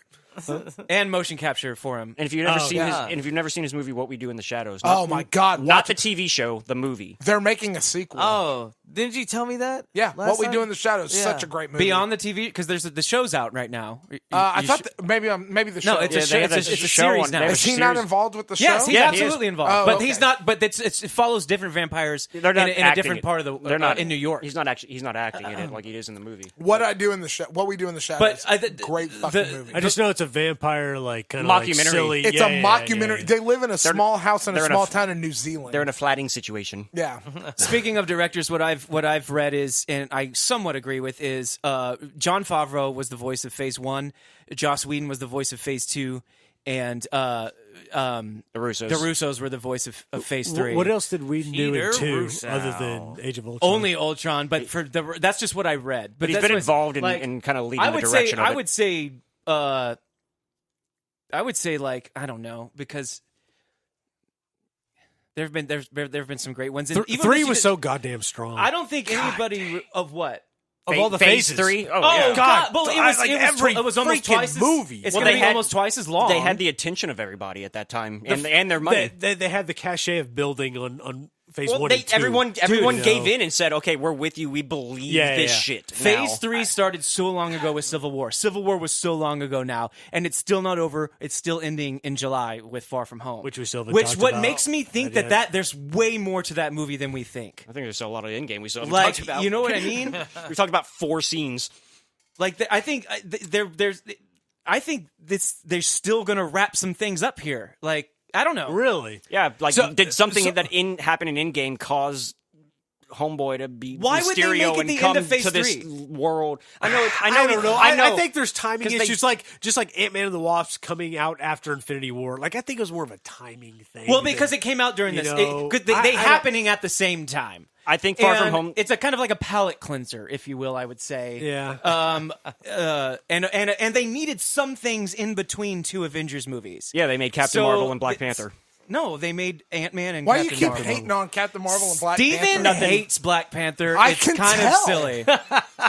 Why do you hate black it's like, people? I don't even Steven? understand. Okay, real question, Steven. Why do you hate black people? Do you hate, because- did you say because- black people instead of Black Panther? That's what he said. No, that was deliberate. I just wanna know. I never We're all once said thinking black it. people.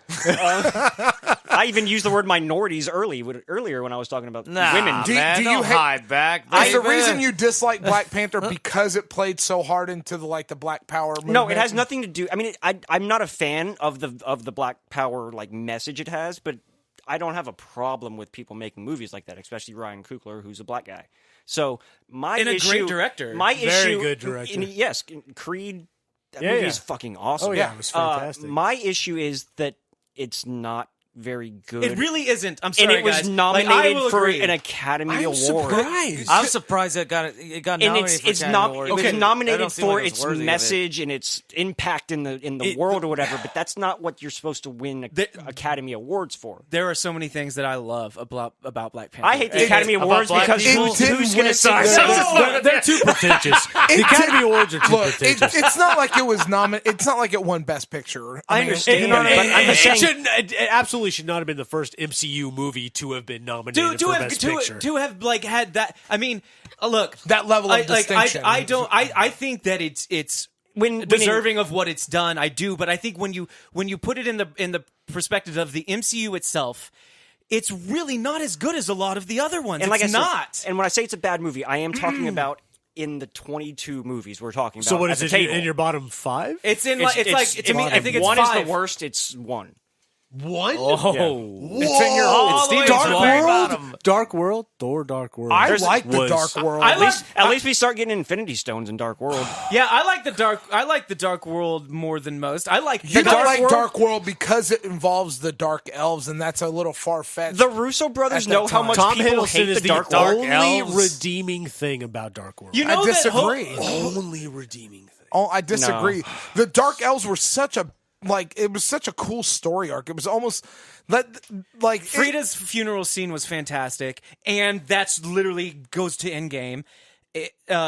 Dark World's probably my number 2, I'd say. But I mean, but the Russo brothers, one of the best parts of Endgame is that the Russo brothers know that all the fans shit all over the Dark World, and they made it a huge point of the movie. yeah, like so here's another plot hole for me. Like that's where they go back to. Yeah. Like to get the ether. Why wouldn't they just go to the collector and get it from him after they drop it off?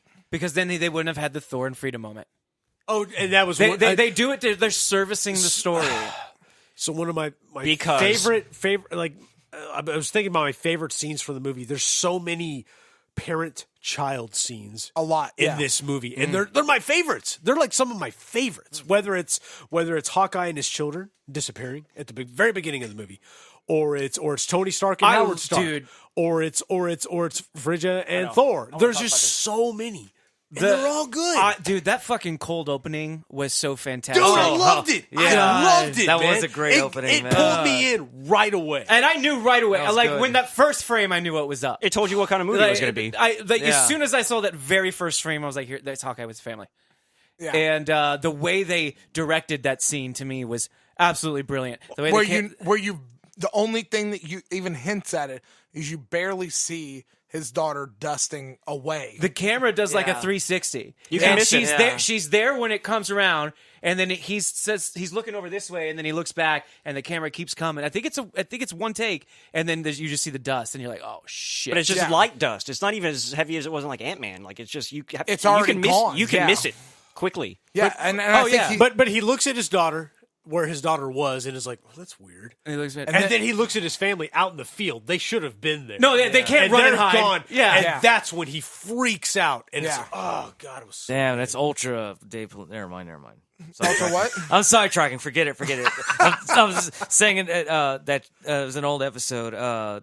Dave Politis, the guy was talking about his book "Missing 411." Those people missing in parks, yeah. national parks. Yeah, Like yeah. there are instances that where that's actually happened. Like literally, they were standing right there. They turn around, their fucking child or yeah. whatever or loved one is gone. We talked about this on one of But- our Alien episodes. Yeah, it was a few episodes ago, but yeah, Alien- That just reminded Alien me, episodes. or Yeah. you know, paranormal and just Oh, okay, kinda cool. Shit like We that, do shit yeah. like that too. I kind of dabble. A little Hey, bit have you there. read Tom DeLonge's books?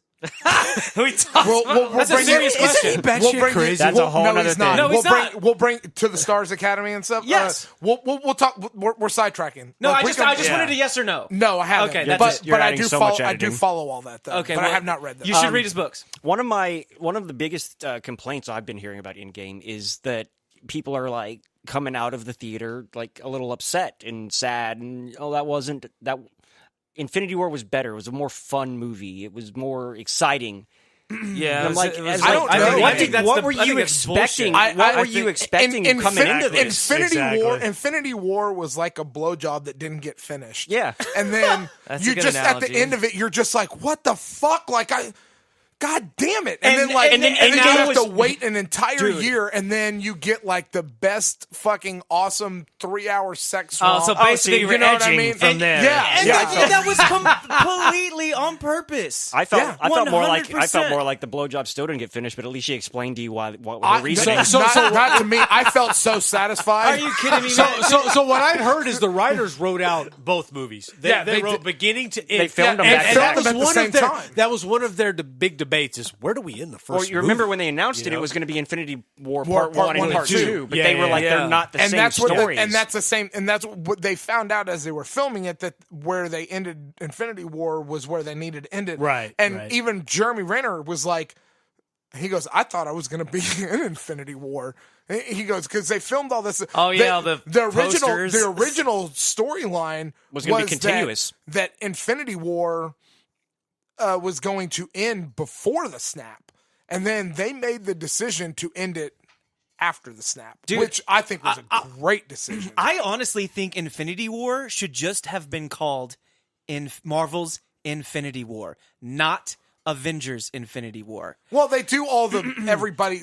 They don't want you to focus on one person. There's so never. that's- It's not an. It's really. I mean, they're all there, but it's like I. That's just. This is just a random thought, but I think. I think that logic applies a little more to Endgame.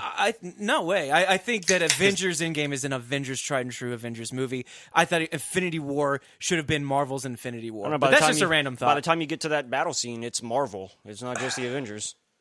But all of those people in that battle scene were Avengers at one point. That battle scene, I cannot wait to see it again tomorrow. I just fucking can't wait to see the whole thing again tomorrow. I'm jealous. We'll of make you. room for you, I'm Steve. jealous Just of come you. around. You get to see it. Sorry, man. You got skinny here. Don't get a break in the action. Let's go. So, talking about Hawkeye, the scene with him and Black Widow is a source of controversy because a lot of people have bitched about Black Widow dying instead of Hawkeye. How do we feel about that? I knew it was coming. I thought that was a good liked it. decision. I thought, like, watching two people fight each other to kill themselves. badass. Yeah, that is pretty It was really cool. Fucking crazy. Yeah, it was.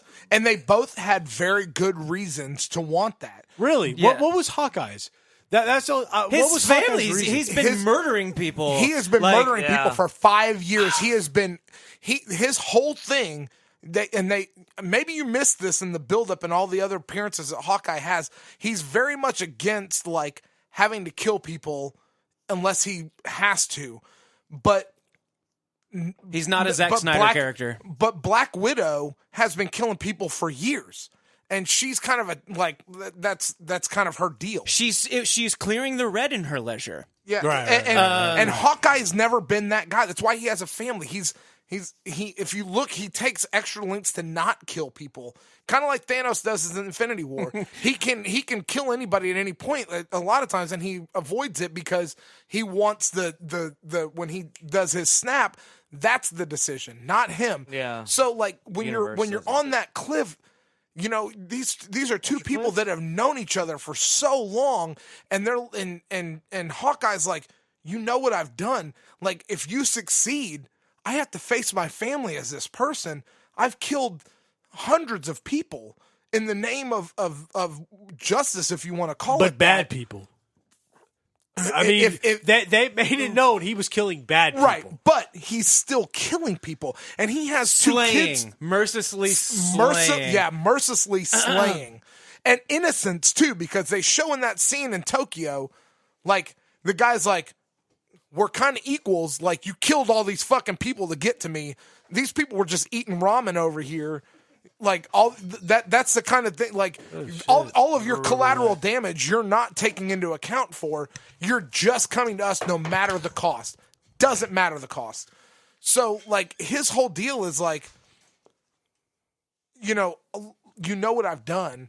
Like, just, like, my family will be okay without me. I'm pretty sure they filmed that scene twice with him dying. You might be right. I'm pretty sure they did. They filmed multiple endings They for the filmed. movie. They filmed that funeral scene, that badass, amazing one shot with everyone there. That was awesome. They filmed that both as a funeral and a wedding. Really? Yes. I did not know that. You sure about that? Who said that? I Who read said that that? from Slash Film, pretty reliable source. I never heard of that source. I did read. I read some interview clips from the Russos where they said they did film fake and multiple scenes of the same thing so nobody knew. And in Infinity War and Endgame for both movies, they gave Tom Holland. They would only give him his script. That little fucker. Only his lines for the day.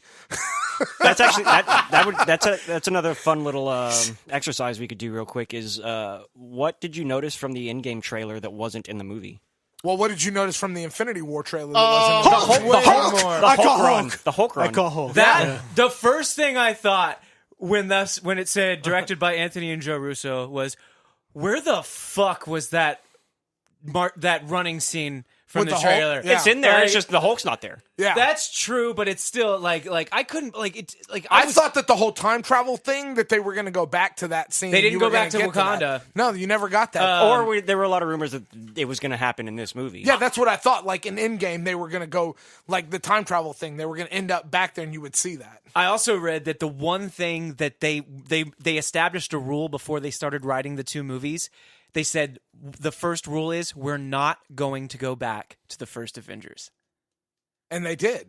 And it's a huge part of the movie. Yeah, huge part of the movie. Yeah, but that apparently But that was one of the first rules. All the picture originals leaks. was different places. It was convoluted, and it was like, dude, it's so easy. Was that when Josh Whedon was still pissed off at Marvel and was like telling them they couldn't maybe go back to there?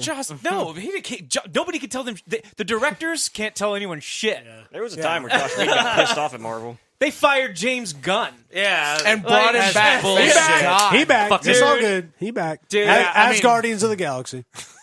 That is America's ass. Hell yeah, dude. Oh, come on. Can we talk about Paul Rudd a little bit? Oh my God, what a great! If you So want, understated. we He were was talking about understated, worst man. casting. I think Paul Rudd is one One of the best. And Yeah. I was telling him. I don't think that when you cast a character like Ant-Man, Jesus Christ, you have to make that thing play so hard. And Paul Rudd just, oh my God, he makes that character play so easily. It's so perfect. In Endgame, though, it's Scott Lang is really good.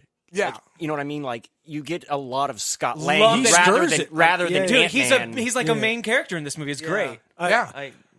It blows my mind that Ant-Man and Ant-Man and the Wasp are two of the lower grossing movies Lower grossing. of the MCU. Yeah, because they sound stupid. The guys I work with that have seen all 22, they've watched 20 of the 22 movies, and those are the two movies that they hadn't watched. And I forced them to watch them, and they're like, "Oh my God, they're so good." The first Ant-Man is fantastic. Thank you. It's a Yes, fucking it heist is.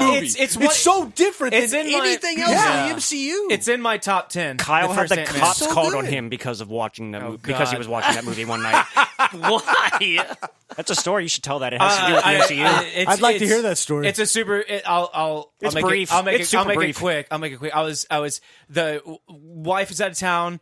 I was in the apartment and I was drinking and I put Ant-Man on and I was fucking drinking like alone, sad drinking. And anyway, you know when and I like to watch I like to watch Blu-rays. You know, I've got my digitals, but I like to pop the Blu-rays in. So I passed out drunk during Ant-Man 4K. on full blown volume on my Surround sound sound. system. Steven, let me tell the story, bud. You not filling in the parts that you're in a 3-story apartment in the second story where everyone can hear everything. I've got volume on full blast, and the menu is looping itself. I'm passed out drunk on the couch. I wake up to my apartment door banging, and I fucking wake up. The Ant-Man menu blaring on loop, and I'm like, what's going on? I open the door, and it's two fucking cops. And guess what they said to me, dude? They go, "What are you doing in there, watching Star Wars?" And I was like, "Oh no, I'm sorry. I fell asleep. I'm sorry, guys." They were like, "Turn that shit off. We've got 3 calls." I was in the quantum. Oh my God. I was in the quantum realm. Sorry, was- guys. I was in the quantum world. I was in the quantum realm. Things are quieter there. I like an Endgame. how Janet he- in there. I like how he's like the whole time he's like, Avoiding you it didn't being want Back to to do the the Future. time heist. You were never believed in the time heist. And like, why do you keep calling it the time heist? You know what I mean? Like that whole like it's really like the whole plot. Like I think that's one. There's of the no great, meeting yourself in the past. Well, I think There's no it's- betting on sporting events. I think that's one of the best parts of that movie is that, like you said earlier, everybody gets a moment, but you know the major players all get major plot points. major plot conclusions. Yeah, and Ant-Man gets this, like, my ideas are I'm not just this guy that's, whatever. I'm A-team now. Yeah, I'm A-team now. That's a good. I like at the beginning, he's like, how old is this footage? He's like, this is the front gate. You know? And he's like, Ant-Man, I know you remember that. Yes, dude, From Germany? Yeah. I was really small, and then I got really big. Ant-Man, I know you remember that. Dude, that was one of the greatest scenes of that battle scene was when he just comes giant man. It's like not only are all the portals opening, but gianter than he's ever been is bursting out. That is one of my carrying Hulk and War Machine in his hand. And that is one of the times where they fell down my cheek. That was one of the times. Here's a question for you, plot hole. Where did Rhodey's armor come from? Where does Rhodey's armor ever come from? Yeah. Well, I mean, he's wearing it in the when they go never through shows time. him taking it off or putting it on. Not a once. I know, but no, that's not true. When after Thanos bombs the facility and they're down and he can't, the suit is dying, he takes it off and crawls out of it. Where does he get it back on? Nanotech. And it's a different suit. They never talk about where War Machine gets his suits. Because Marvel. Technically AIM created it. What? AIM. That's true. From Iron Man 2. Created what? The guns. They're the ones that started putting the guns on the Iron Justin Man Hammer's, Justin Hammer. No, that's not AIM. That's Hammer. That's Hammer Tech. That's not. Yeah, you're right. AIM is. You're right. That was my bad. The Extremis. Extremis. Yeah. That's what I loved about Iron Man 3 was the contrast of he was fighting. It was a suit man versus someone with literally a shirt off, like bare. That's what I love the finale of Iron Man 3. And that's what I didn't like because in the comics, the Extremis virus is what Tony used to manipulate, basically with nanotech, to call the suit wherever he wanted because the suit was stored in like the hollows of his bones. They made but they did it in a better way. Honestly, I'm not the biggest fan of Tony's nanotech. I think it makes the suit less special, if I'm being honest. But in Iron Man 3, when he's jumping in and out of all those suits that are great. They're still mechanical. They're still not magic, if you will. Loved it so much. They're not from Wakanda. So we're talking about Endgame kind of called back to like everything, movie. man. Did you see the kid? Yeah, at the funeral. In the funeral. Did y'all know right away? I knew right away. I did too. Knew it beforehand. So I went with Rob and I went with my dad and my brother. My dad and my brother had no idea. Yeah. And when I told them, they were like, bullshit. Same actor. Prove it to. Same actor. Just older. That's a plot hole. That's a plot hole. He should have been 5 years older. He is. He's huge.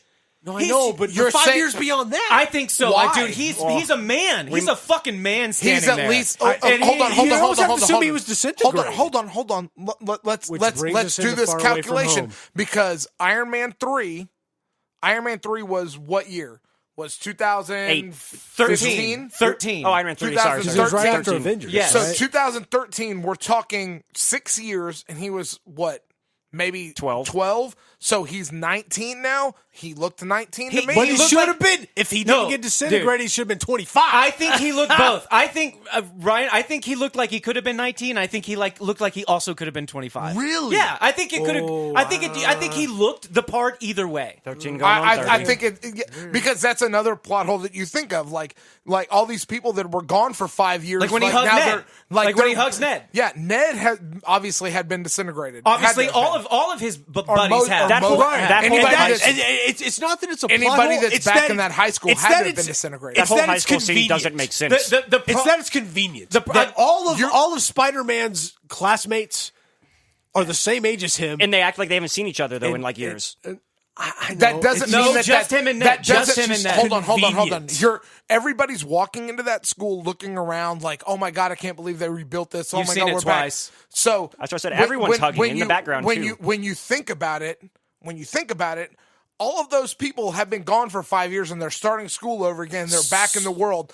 Some everybody of them are 5 years older. Some of them are 5 years older. You would think some of them would be, but they wouldn't be in that school if they were 5 They're years older. not there, dummy. They're gone. Yes, those are the same people. New kids. New kids. These are new kids that were 5 years younger. They Look didn't at the get to trailer for Far Away From Home. I'm just saying, MJ's there. The fucking Indian kids flat- there. Okay, so fucking all Ned's those they all people got got dusted. disintegrated. I'm just saying it's. I know. I'm just saying it's a cool. You're talking about it's- 6 people out it's of a convenient. 250 person It's class. convenient. I don't think it's either. not convenient.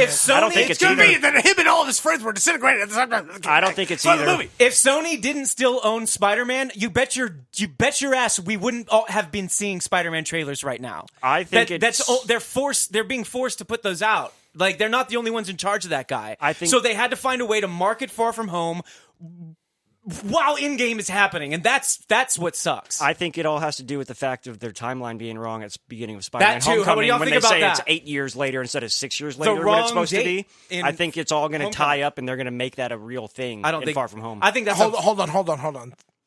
State that very clearly again so that we can. In the beginning of Spider-Man Homecoming, after you see Toons get fucked up by in 2012. in Avengers 2012, in 2012. right after the New York War, they huge on the screen. 8 years later. 8 years But later. it should have only in been Homecoming. 6 years later, because in 2016 is when it should have been picking up. But so you're saying it said, all this but happens after but Infinity everyone War? is everyone made. We're gave saying them, it's a everyone mistake. gave them all this shit about the mistake they made. But as I have stated multiple times, they don't make mistakes and they don't say anything. Hold on, They don't throw away anything they say. Hold on, y'all have never thought about this? The eight I- years later in Homecoming. No. I've read about this. I've seen the theories about. It's a But the fuck fact up, that dude. Peter Parker lives in a different. It's the Spider-Verse. No, he lives in a different timeline but or a they different do- universe. But, We don't but know when yet. Homecoming came out, none of that was a thing. They made it to where Homecoming takes place in 2020. That's weird. And that makes zero sense. Until you go to Endgame and they're 5 years later, which is even. Which is the Endgame takes place in time travel. 2020. Here's hold on. Let me try to remember exactly how this goes, because Kevin Feige has stated They come out the year they take place in the year they come out. Well, no, that's not what I was going to say. He said that Far From Home takes place days after. takes place 4 hold days, on. like Hours it to takes days. place after Infinity War, but before Endgame. No, he says it's after Endgame. He says It's after days, Endgame. days no, after. that's that. He says it's after Endgame, but before Infinity War. but we're talking about Homecoming. That I'm talking about Far From Home. He says takes place after Endgame, but before Infinity War. They also said Endgame wasn't called Endgame. Like Now you're just freezing you the can't fuck believe out a of me. fucking word and they say. and they told us that the Hulk was going to run around in Wakanda. honestly, That's true. honestly, after I don't believe a goddamn thing they say. I would. Until I you don't see the movie. I don't But- even know if Mysterio is going to be in the movie. the to be 8 honest, years later, is a big black fly on the white satin is. sheet of MCU. I say to that me. it sounds like a joke, but they did it to us in Spider-Man. I mean, in Spider-Man, in Iron Man 3. They made the Mandarin look like he was going to be like the next Joker villain. Like he was going to be a fucking and crazy even the murderer. one shot. Even after Like they he did still that could whole be. thing, they did that one shot, and they were like, you think the Mandarin, I remember the that. real Mandarin. You remember what I'm talking yeah, about, right? that was like the last one shot. Yeah. That was like the last one they did. I think Kevin Feige was like, we should probably stop doing that because it's making some plot holes. And- for all and of us. Well, we need to focus on other things. And you start opening things up to like the 7 rings, and now you've got people wondering this. And there's 10 rings. the rings, the ring guys, 10 rings, Steven. the rings I didn't see in the Sonic trailer. No, there are totally rings in the Sonic trailer, dude. yeah, the- he on does. the He makes a Paramount portal, intro. and Somebody made a joke that it was Doctor Strange too. That's all right. I keep saying that the Game of Thrones is going to end with Thanos showing up to their planet and like turning it into Titan. so I so- think. No, go so ahead. so let's start getting into we've talked about Endgame a lot. Yeah. Let's talk about the future of the Marvel Cinematic Universe. So, confirmed movies that are coming out. We know for a fact that we're getting a Black Widow movie in Yes. 2020. We know, obviously, Spider-Man Far From Home, July 5th. We know that we're getting a Doctor Strange 2 We at some point. I think that in Black Panther 2 we're pretty sure, but we have the least confirmation on, but we're pretty sure. Yeah, because I think they've halted like announcing anything until we're Endgame came 100% out. getting a Black Panther 2. I do have a strong feeling that Black Widow's movie could end up on Disney Plus rather than theaters. No, that's a theatrical. Dude, they're that's paying a her theatrical. $20 million. That is most definitely happening in the theaters. We're It's going to be a prequel so movie. was Inhumans. We're definitely getting Guardians That's 3. true. That's so sad because Inhumans was. Did you see it? Did you watch any of it? I watched a little like bit the of it. first It episode. was decent. I don't know, man. It's kind of Like, rough. It was rough, but like It was rough. I feel like it had potential. Like the Inhuman story arc was, it was so good. Like, And I almost paid money to go. They put those first 2 episodes in the theaters, and I almost went and did that. They did it at IMAX at Edwards. dude, they had Ramsey Bolton in there. They did have Ramsey yeah. Bolton in there. You called the Ramsey Bolton. That's so I don't cute. even know what that guy's shit. fucking real name is, but I just know if they're going to keep putting out Irish. 4, if they're going to put out 4 theatrical movies every year and like 6 shows, like I'm going to have to quit my fucking job to keep up with it. They're definitely I think they're going to follow that formula every 6 months. A Marvel movie. This is what I wrote down. In 2020, there's 2 movies there, and this is all probably they're making educated guesses. It's Black Widow's movie and the Eternals, Oh yeah, the which Eternals movie. Angelina Yes. It's gonna be Jolie good. has been tied to. and No, they're trying to get. No, Angelina she's Jolie. in. She's in. I don't agree with you there. I don't think that's been confirmed. Well, Kumail, what's his face, is in there. The Indian comedian. He was just in Twilight Zone. Oh, okay. The Big Sick and I know Big the Sick. thing. I thought they. Silicon okay, Valley. So he's I confirmed. thought- Silicon Valley? Are you Yeah, sure Silicon he's? Valley. Yeah. Are you sure he's confirmed? He is confirmed. Okay. guy's I don't think great. Angelina Jolie is confirmed for that. All right, in 2021, there's 3 movies. I've got on here Shang-Chi, who's Oh, the yeah, that's first gonna be Asian good. lead, That'd be good. Doctor Strange 2, Spider-Man 3. What? Yep, that's what I got on here. And then 2022, 3 movies. We've got Guardians 3, Black Panther 2, Captain Marvel 2. That sounds about right. That timeline but- sounds right. But what and about Shang? Oh no, you're telling me they're going to do Spider-Man 3 that quickly? Sony I think they're- wants I think somebody. they're- They want him quick. This and I is just think- one I wanna website's kind of predictions. Yeah, of- so because I think- they've already released apparently the expected release dates of the movies. I think they want just to going know. based without on saying trend. what those movies are. They're just going based on they- trend. They well, buy they movie have to- time. They buy they ha- spots. Yeah, they have to buy the studio and filming time from different people, so it's just like unconfirmed Marvel movie at this point. Well, and they whatever. typically have and a they'll trend. wait. You got to realize Endgame's only been out for a fucking week. You know, give it until Far From Home hits, and you know whenever We're gonna get a fucking. The Dam is released after Sa- Far From Home. When San Diego Comic Con is in July. Feige doesn't do that shit Dude, though. no, it's in like August or September. No, isn't Feige it? June will or do July, just- trust me. Just We're like gonna Phase get- 3, usually he's going around to there. rent So the if place it's on a June, Tuesday July, afternoon. like you're talking Phase 4, Kevin Feige has already said like we've done the whole like universe, everything ties into each Who's other. that again? I heard that name He's- twice. He's the lead producer. Kevin He's in Feige. charge. He's of kind of the a Yeah, project. yeah. grandmaster. He's the Japan. he was He's he the was guy a- over the whole thing. The puppet master. he The started off puppet as like a master. He's the as Kathleen a- Kennedy of the MCU, Kathleen Kennedy. you but say. way better than Kathleen Kennedy. He started off actually just working for Marvel, and he did some stuff on like the X-Men and Fantastic Four movies, and then they gave him. He's the president of Marvel Studios. Ah, okay. Yeah. Gotcha. Did y'all talk about the TV shows? We're we touched just on started. him. We just started talking about what's confirmed. We're talking about more of how So- they're going to affect the movie stuff. I know, and that's I a big try not question I to have. get into the Like, TV show stuff because like I've never considered it ever. Daredevil was cool or whatever. It's all too long. Agents of Shield started off really great. I didn't ever watch Agents of S.H.I.E.L.D. It never seemed interesting. Dude, it's actually legit as fuck. it's And the MCU Inhumans are stuff. huge in it. Yeah, I know But- that, like the terrorism myths and all that kind of stuff. But yeah. but I eventually got to the point where I was like, fuck this. I don't consider the movies are the movies. I don't care. I don't care what they say. Feige has confirmed, But though, it's that different these now. Disney They're Plus just- stuff will exist within Yeah, itself. it's different now. Did y'all watch? So y'all watched Daredevil and I didn't watch Jessica Jessica Jones For the and- most, and- I gave up on Jessica Jones too.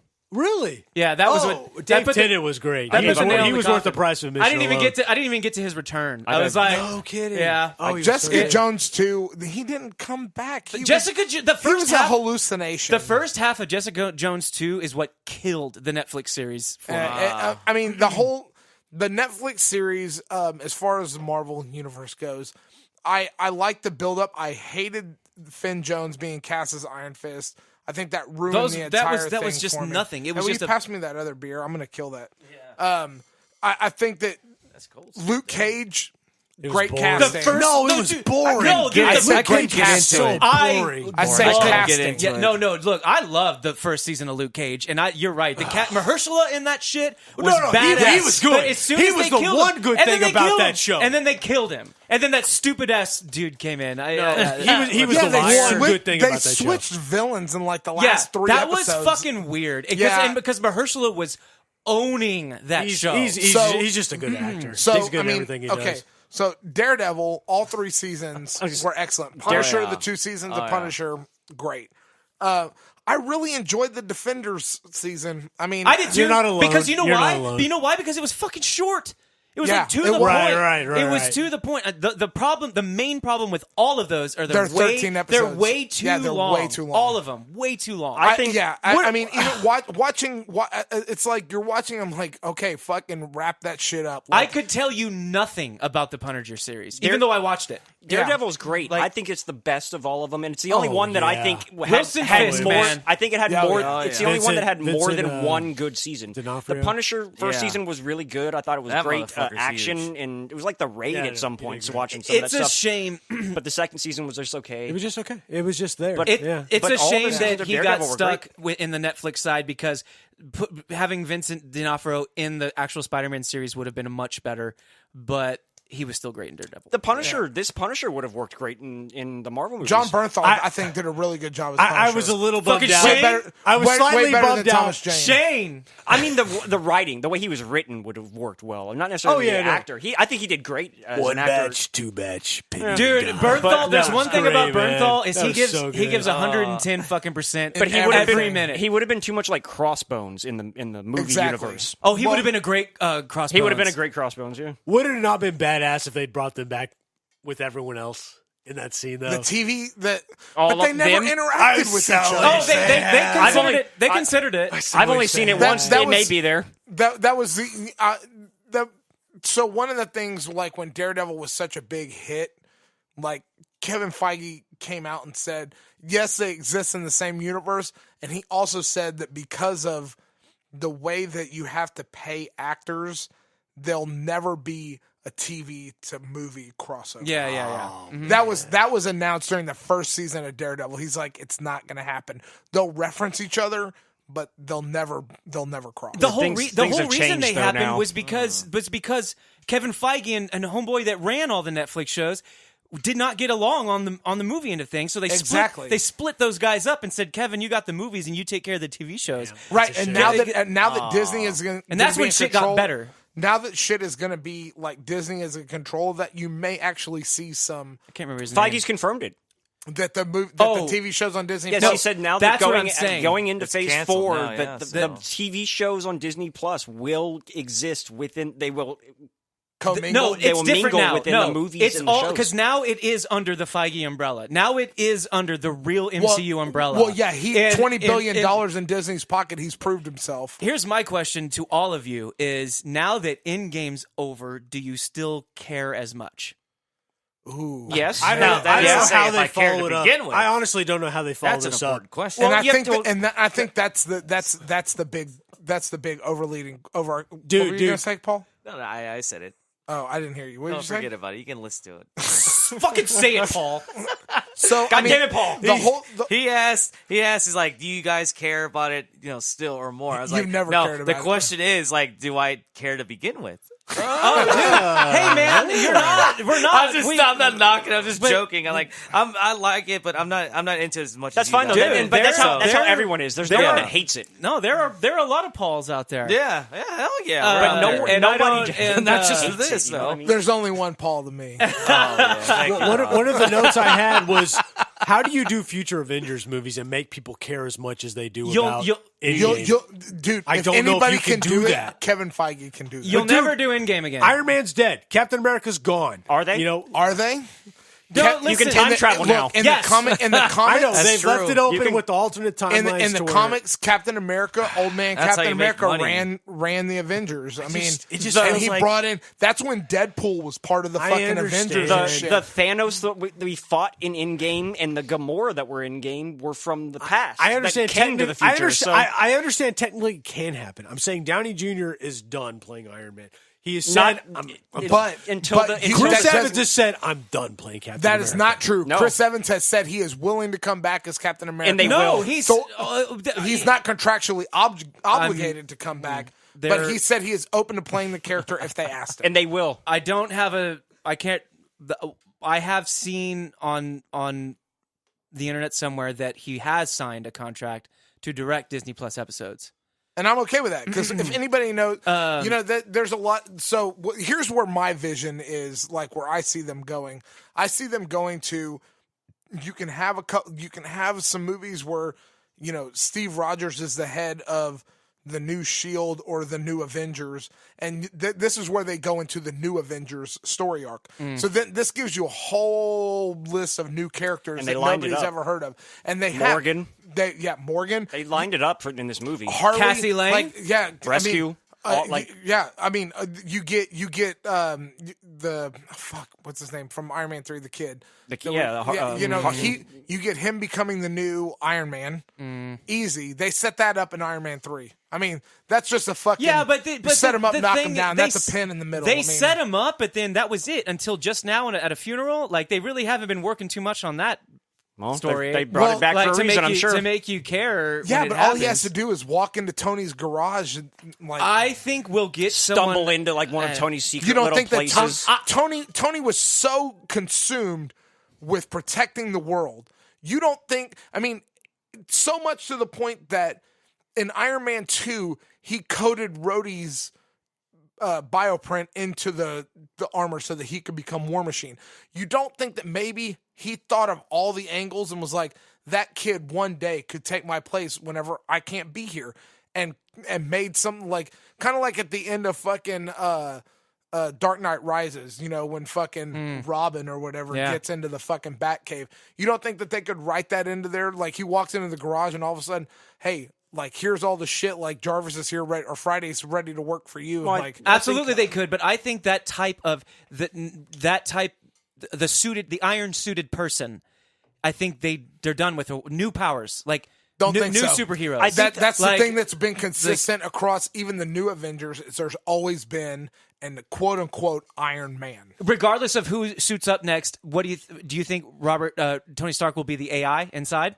No, I don't think so. I think They could use I think Bart for it. RDJ is done. Like I think that they may have a couple of like flashback cameo scenes or something like holograms. that. Yeah, but I don't. I think that you're done with like Robert Downey Jr. like being any part of that. I think him and Steve Rogers will make cameos in like important movies at good times. I and think they that can they'll be do there. some of these flashbacks or these whatever these the that or they context show up is. through time travel Yeah, and like these to what if help them story shows fight and the stuff next like whoever that. the next big bad's going to be at the end of that one. Like which is another Joss Whedon thing from Buffy. I think if they take their time again, in another 10 to 12 years, they could build up to something really cool again. But for us, I know for the people that are living right now, nothing we'll only think of Endgame when that happens. It'll be special again. And I think they could get to that point again for a big crossover. They'd have to wait. They have to wait like 4 or 5 years at least to start that. A journey. long time. No, for something like Endgame, over another decade. okay, but you say like wait 4 or 5 years. Look how long it's taken us to start concluding Star Wars. Okay, but that's a different. No, that's but I'm different. just saying like That's this. different. I'm just speaking. We're not I'm concluding Star. No, but Star Wars was concluded for me with the books 15 years. I'm just ago. speaking. I'm still speaking on the accomplishment of the MCU All of right, going all right. 22 movies, 11 years. Yeah, I mean, it's a huge undertaking. So RDJ, when he signed his contracts, he actually signed them kind of uniquely, where his payoffs were going to be based on how well the movies did. How much do you think he made off of Infinity War? Well, no, I think I read otherwise. I heard he got a straight up 75 mil for Endgame. No, he did, but that was based on the $2 billion. Oh, was it really? Based on the previous movie, as compared to. I thought that was just like a flat rate. As compared to $20 million for Chris Evans and Chris Hemsworth. I'm sure they got around that. I'm sure he's got a clause that says after the studio and the directors and everybody's made their money that he gets a percentage of this and that. So he's going to get at least that, if not more, for Infinity War. So he's got at least $150 million in the bag. He is Tony Stark. God, he is. Yeah, he really is. I mean, which means it's going to have to be because he wants to. You know what I'm saying? It's not because they pay him money. It's because he wants to. Okay, so look, as Iron Man. I wouldn't be surprised if I was Kevin Feige, and I had the unlimited resources that were behind me, like, frankly, like, I wouldn't write myself into a corner like they did with Endgame. You know what I mean? Like, I would have the forethought and the wherewithal to be like, okay, here's where we can go with Endgame, and here's 10 different options we can go afterwards. If this happens, you follow this tree. Tony says, RDJ says he wants to come back. Chris Evans says he doesn't want to come back. Chris Hemsworth says he wants to come back or he doesn't. You know what I mean? Like, there's all these different storylines you can take, and no matter where you are on the tree, like, I'm sure that, like, he has written all that shit out, 30, 40 different storylines that he can follow. Well, I think we're in much better shape now in Phase 4 with James Gunn back. In general, because they played him up beyond Guardians 3.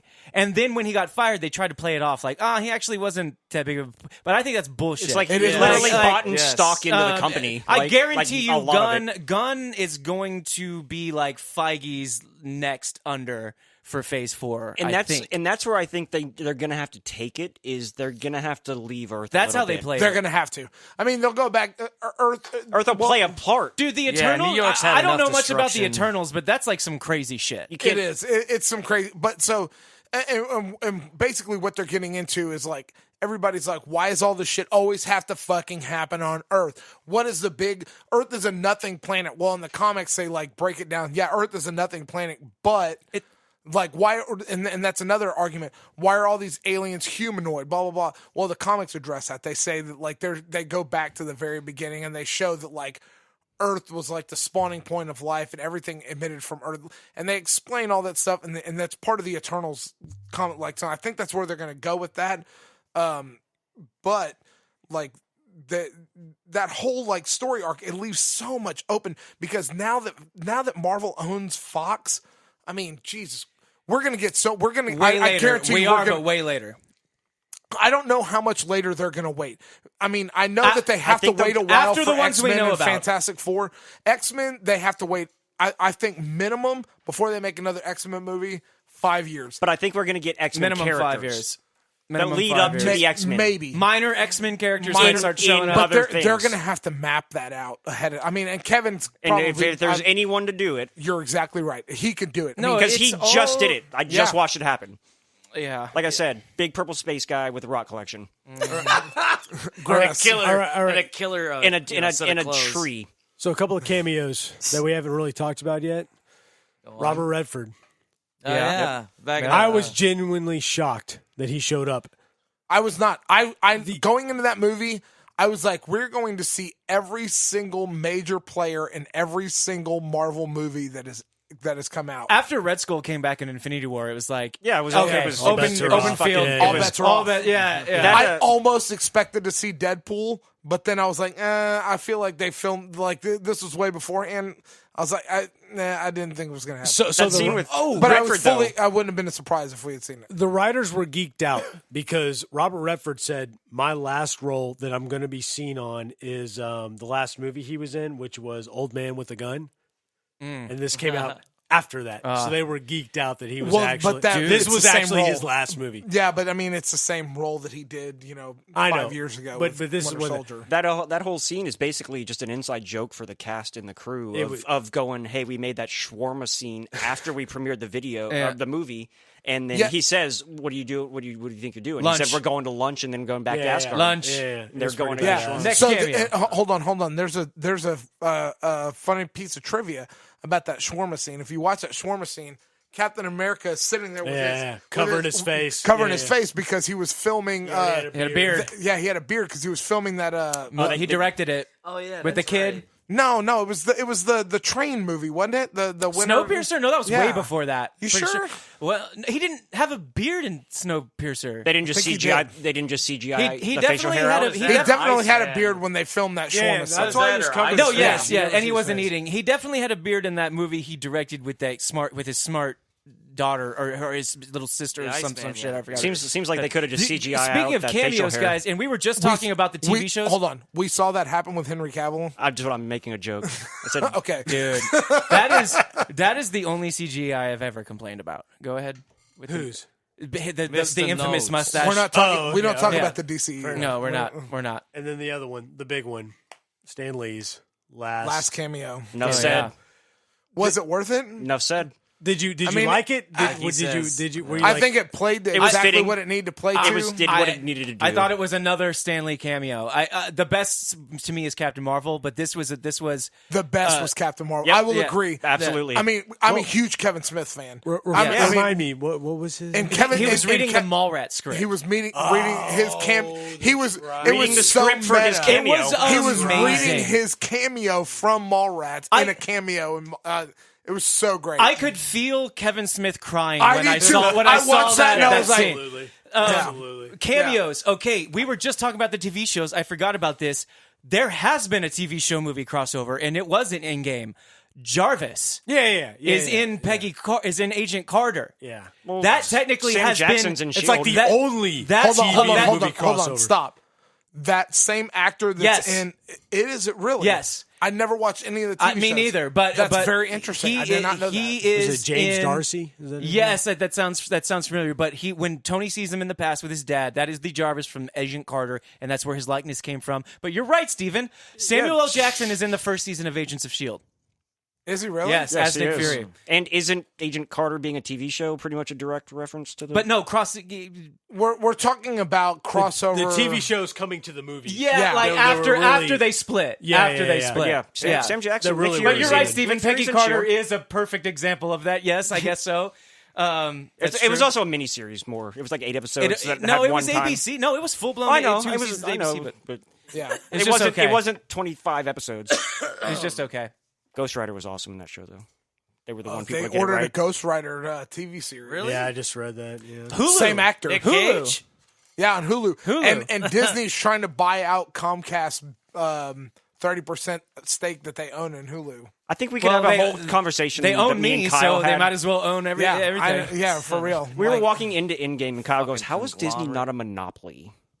Like they're just buying all of it." Eventually, what they're doing has to become illegal. Like it's eventually. It's crazy. It's crazy. But that's okay. They keep making all the right decisions. They can have all my money. Yeah, I've been pretty stoked with everything they've done lately. Yeah, I mean, I'm not complaining about it. As soon as somebody starts getting mad about it, that's when somebody will start looking. But I think it's the fact that they split it so many different ways. They keep the companies individual under the same umbrella, right. rather than calling them Disney. Of Disney Plus, and what we know, Endgame's over.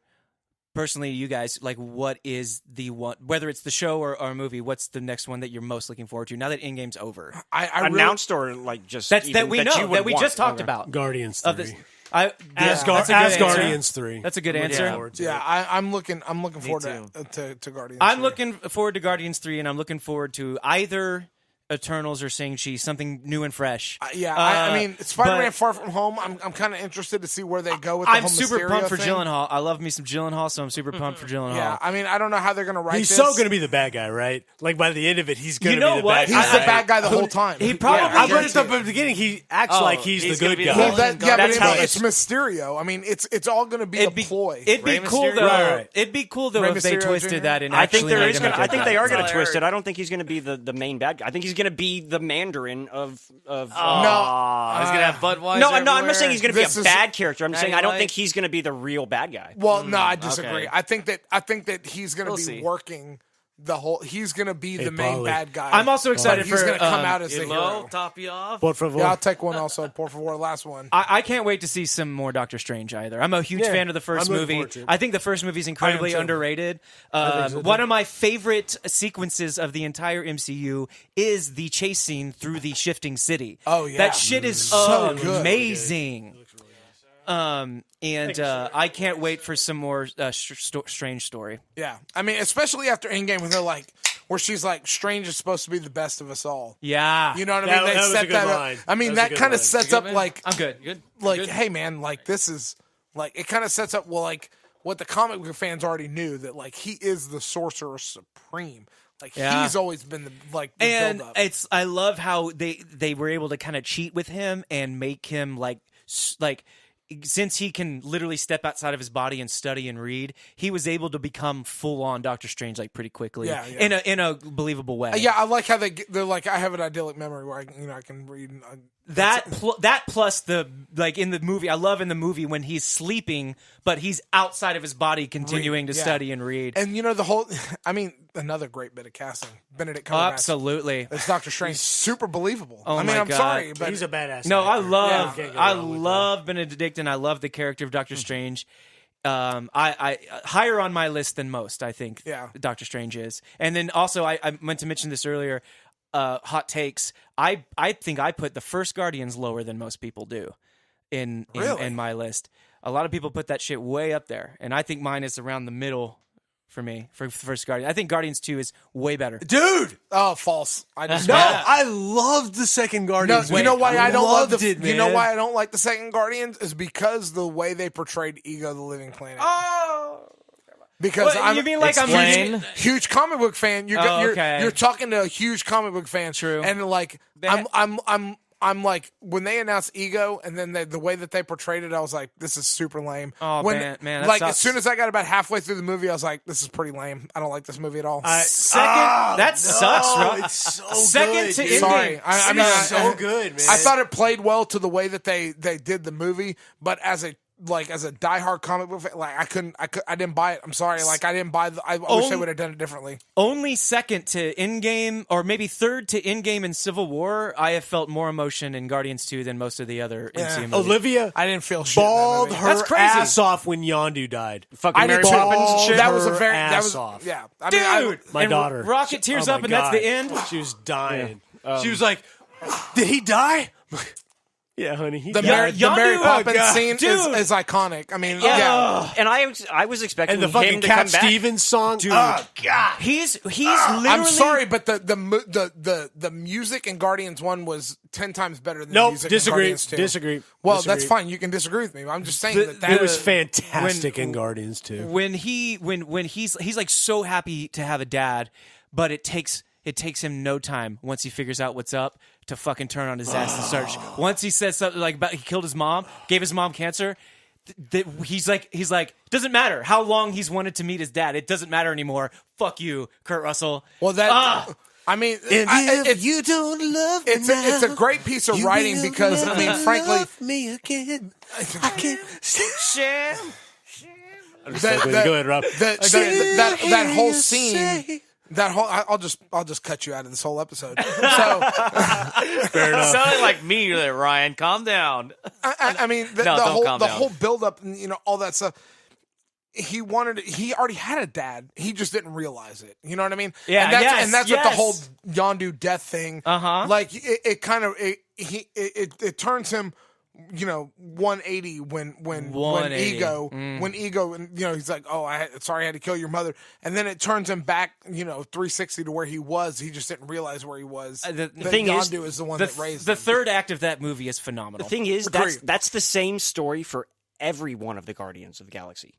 That's true. Rocket's By the time storyline we is- get to the end of Endgame, Yeah. Rocket now is caring and he has feelings and shit. But- Gamora's Thanos' except- daughter, and now she's back to being Thanos' daughter. Well, now she's back to being Thanos. She's Yeah, but three.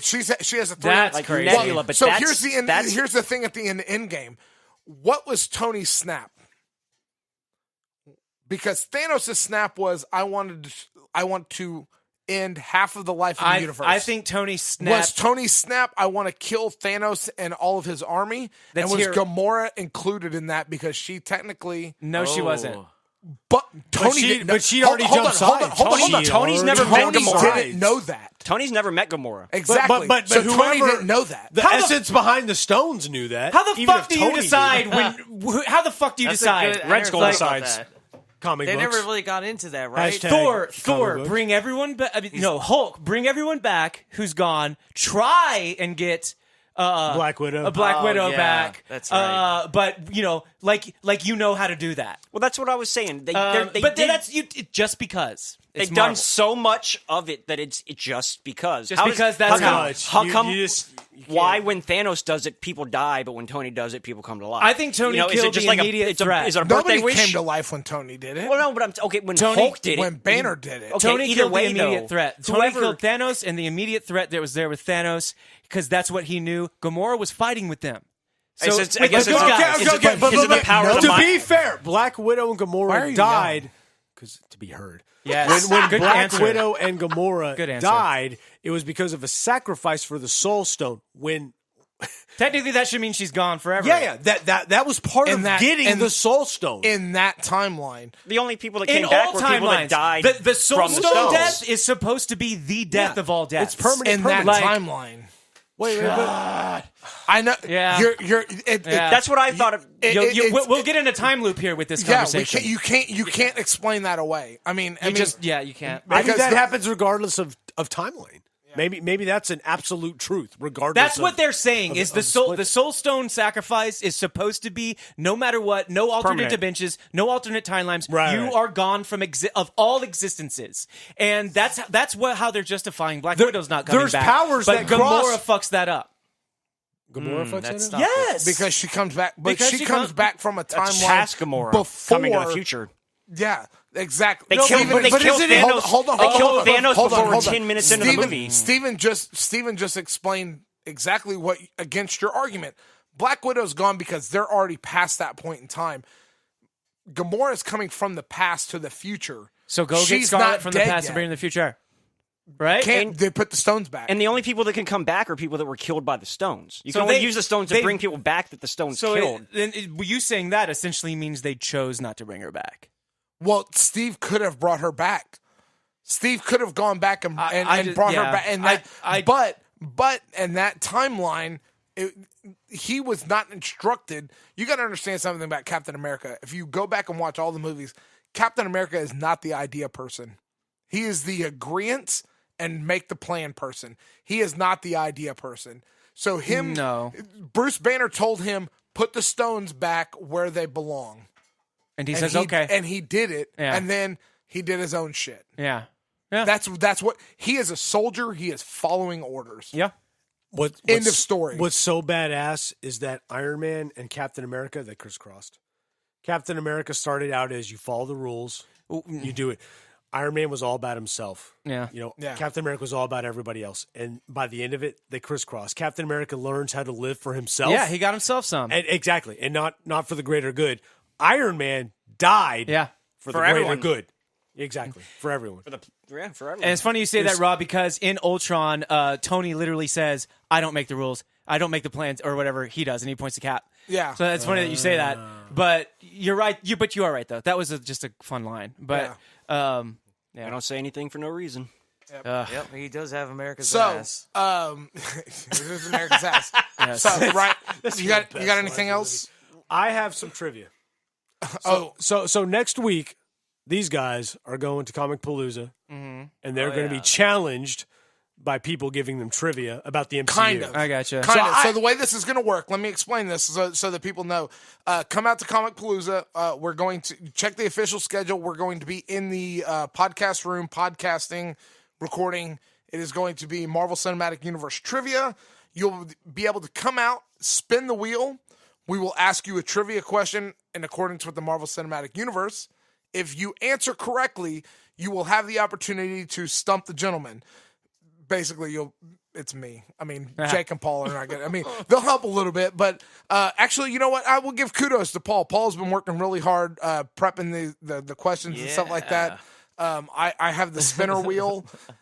Jake's been working really hard in the background for some graphics and stuff like that to make this thing all happen. But you'll have the chance to stump the gentleman, and then if you do, you'll get some cool Gentleman No Class swag, some koozies, stickers, stuff that we have.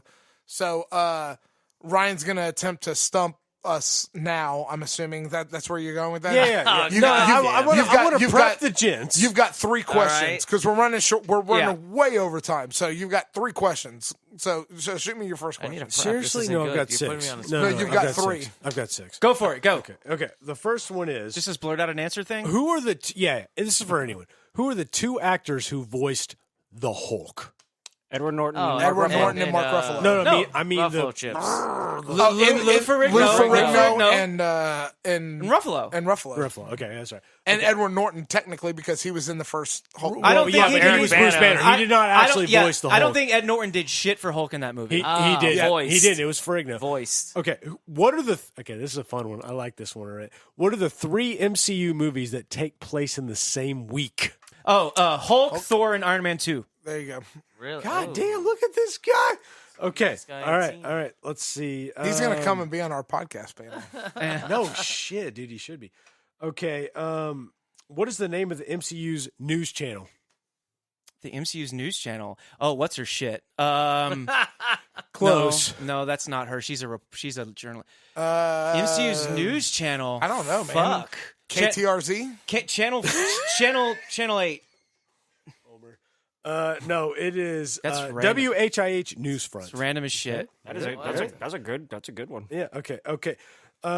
These are, by the way, anybody listening to this, these are way harder than the questions we're going to ask you in the podcast. Literally, all I Googled was hard MCU questions. That's literally. I'm glad you didn't look at the images. To be determined. What reoccurring theme in MCU Phase 2 was an homage to Star Wars? I got a bad feeling about this. No, I don't know. What? That's No, hold up. I feel like Kevin this is Feige confirmed this. Reoccurring theme in Phase 2. Mm-hmm. Trying to think back through Loss of movies. arms. the bad guys winning. Who said loss of arms? I did.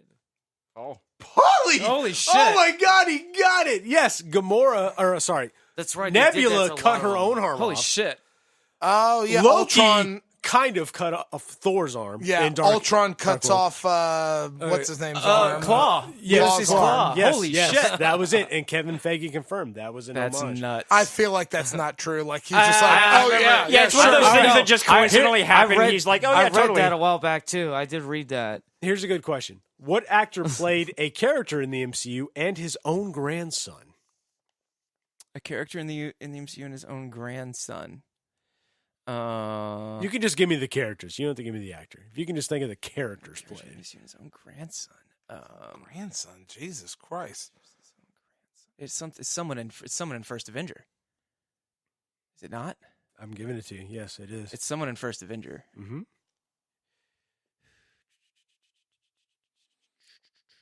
Howard Stark. Okay. No, Yeah, wait, I'm wait, saying wait. it. No, I don't know. That's too much dead time. I don't know. Kenneth Coy played his own grandson in Spider-Man Homecoming. He played Jim Morita, a member of Cap's Howling Commandos, and he played Principal Morita Yep. The with Asian a dude. picture of his grandfather behind his desk Holy as a memento shit, I did and not a know nod that. to fans. Yeah, I Holy know shit. I did about not know I- that. I That's know pretty about cool. that. I thought that was Easter pretty cool. That's a good That's tie-in. I did not know that. awesome. All right, and I think y'all get this one. This is the last one. Black Widow was the sole female member of the Avengers in the first one, but that was not originally planned. In the original script, who was the sole female member of the Avengers? The Pepper Wasp. Potts. Who? Wait, what? That was too easy. Who said? There's two answers. There's What? two answers there. What? What were the two answers? The Wasp, The Wasp and Pepper Potts. What's the correct answer? Oh, Yeah. Well, she suited up in Iron Man 3 for a second. man, that's funny because they even still kept her out of the first Ant-Man. Like, Yeah. they waited on that one. Ant-Man Evangeline. and the Wasp were both part of the original Avenger. Well, Ant-Man was part of the original Yeah. Avenger. Which that helmet was. But Hank Pym though was. Okay. Yeah, Hank Pym was. Now, in Endgame, the shot of the original Ant-Man helmet on Hank Pym's desk. Yeah, man. Holy shit.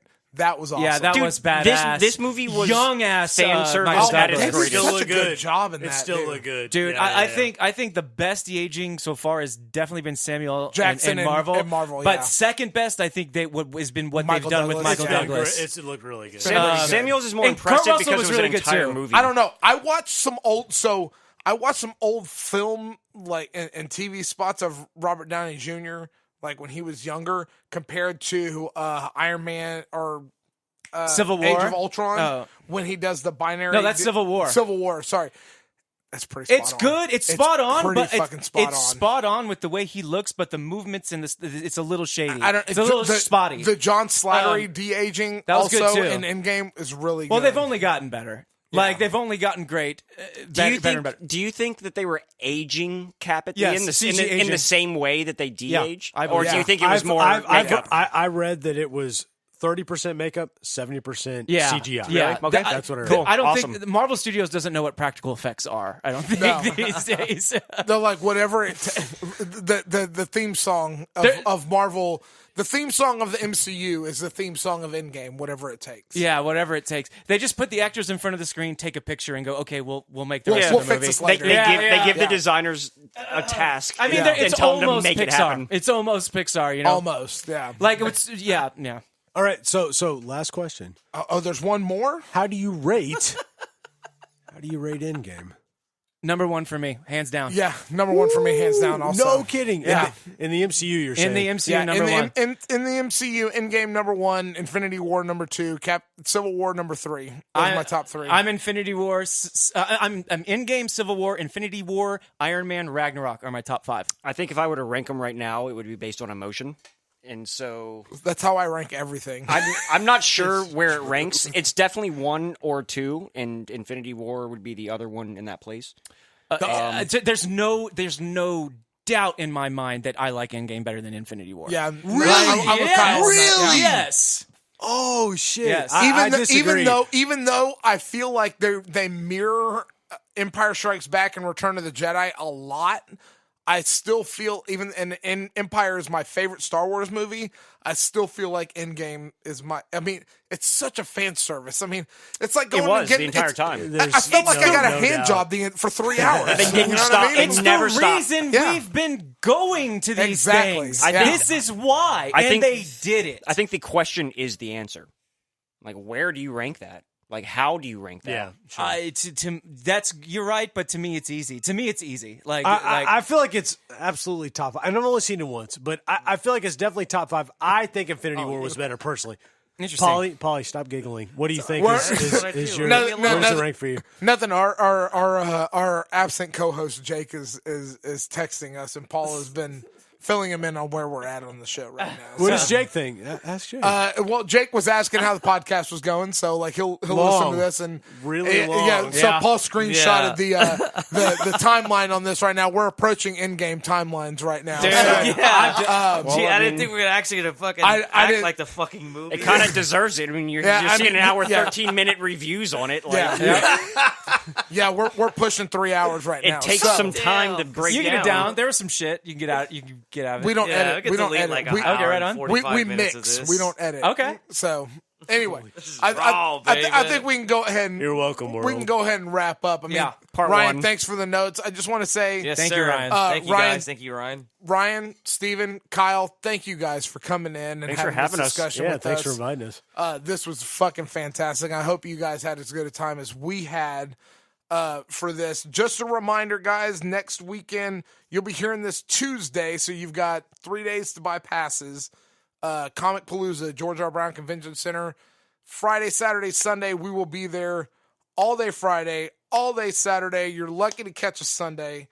But we will be around in the podcast panels. Jake's doing a panel on advanced podcasting. I will be doing a battle royale with another podcast debating the merits of the Star Wars original trilogy versus the prequel trilogy. And I have pulled the short straw of the prequel trilogy. So Poor baby.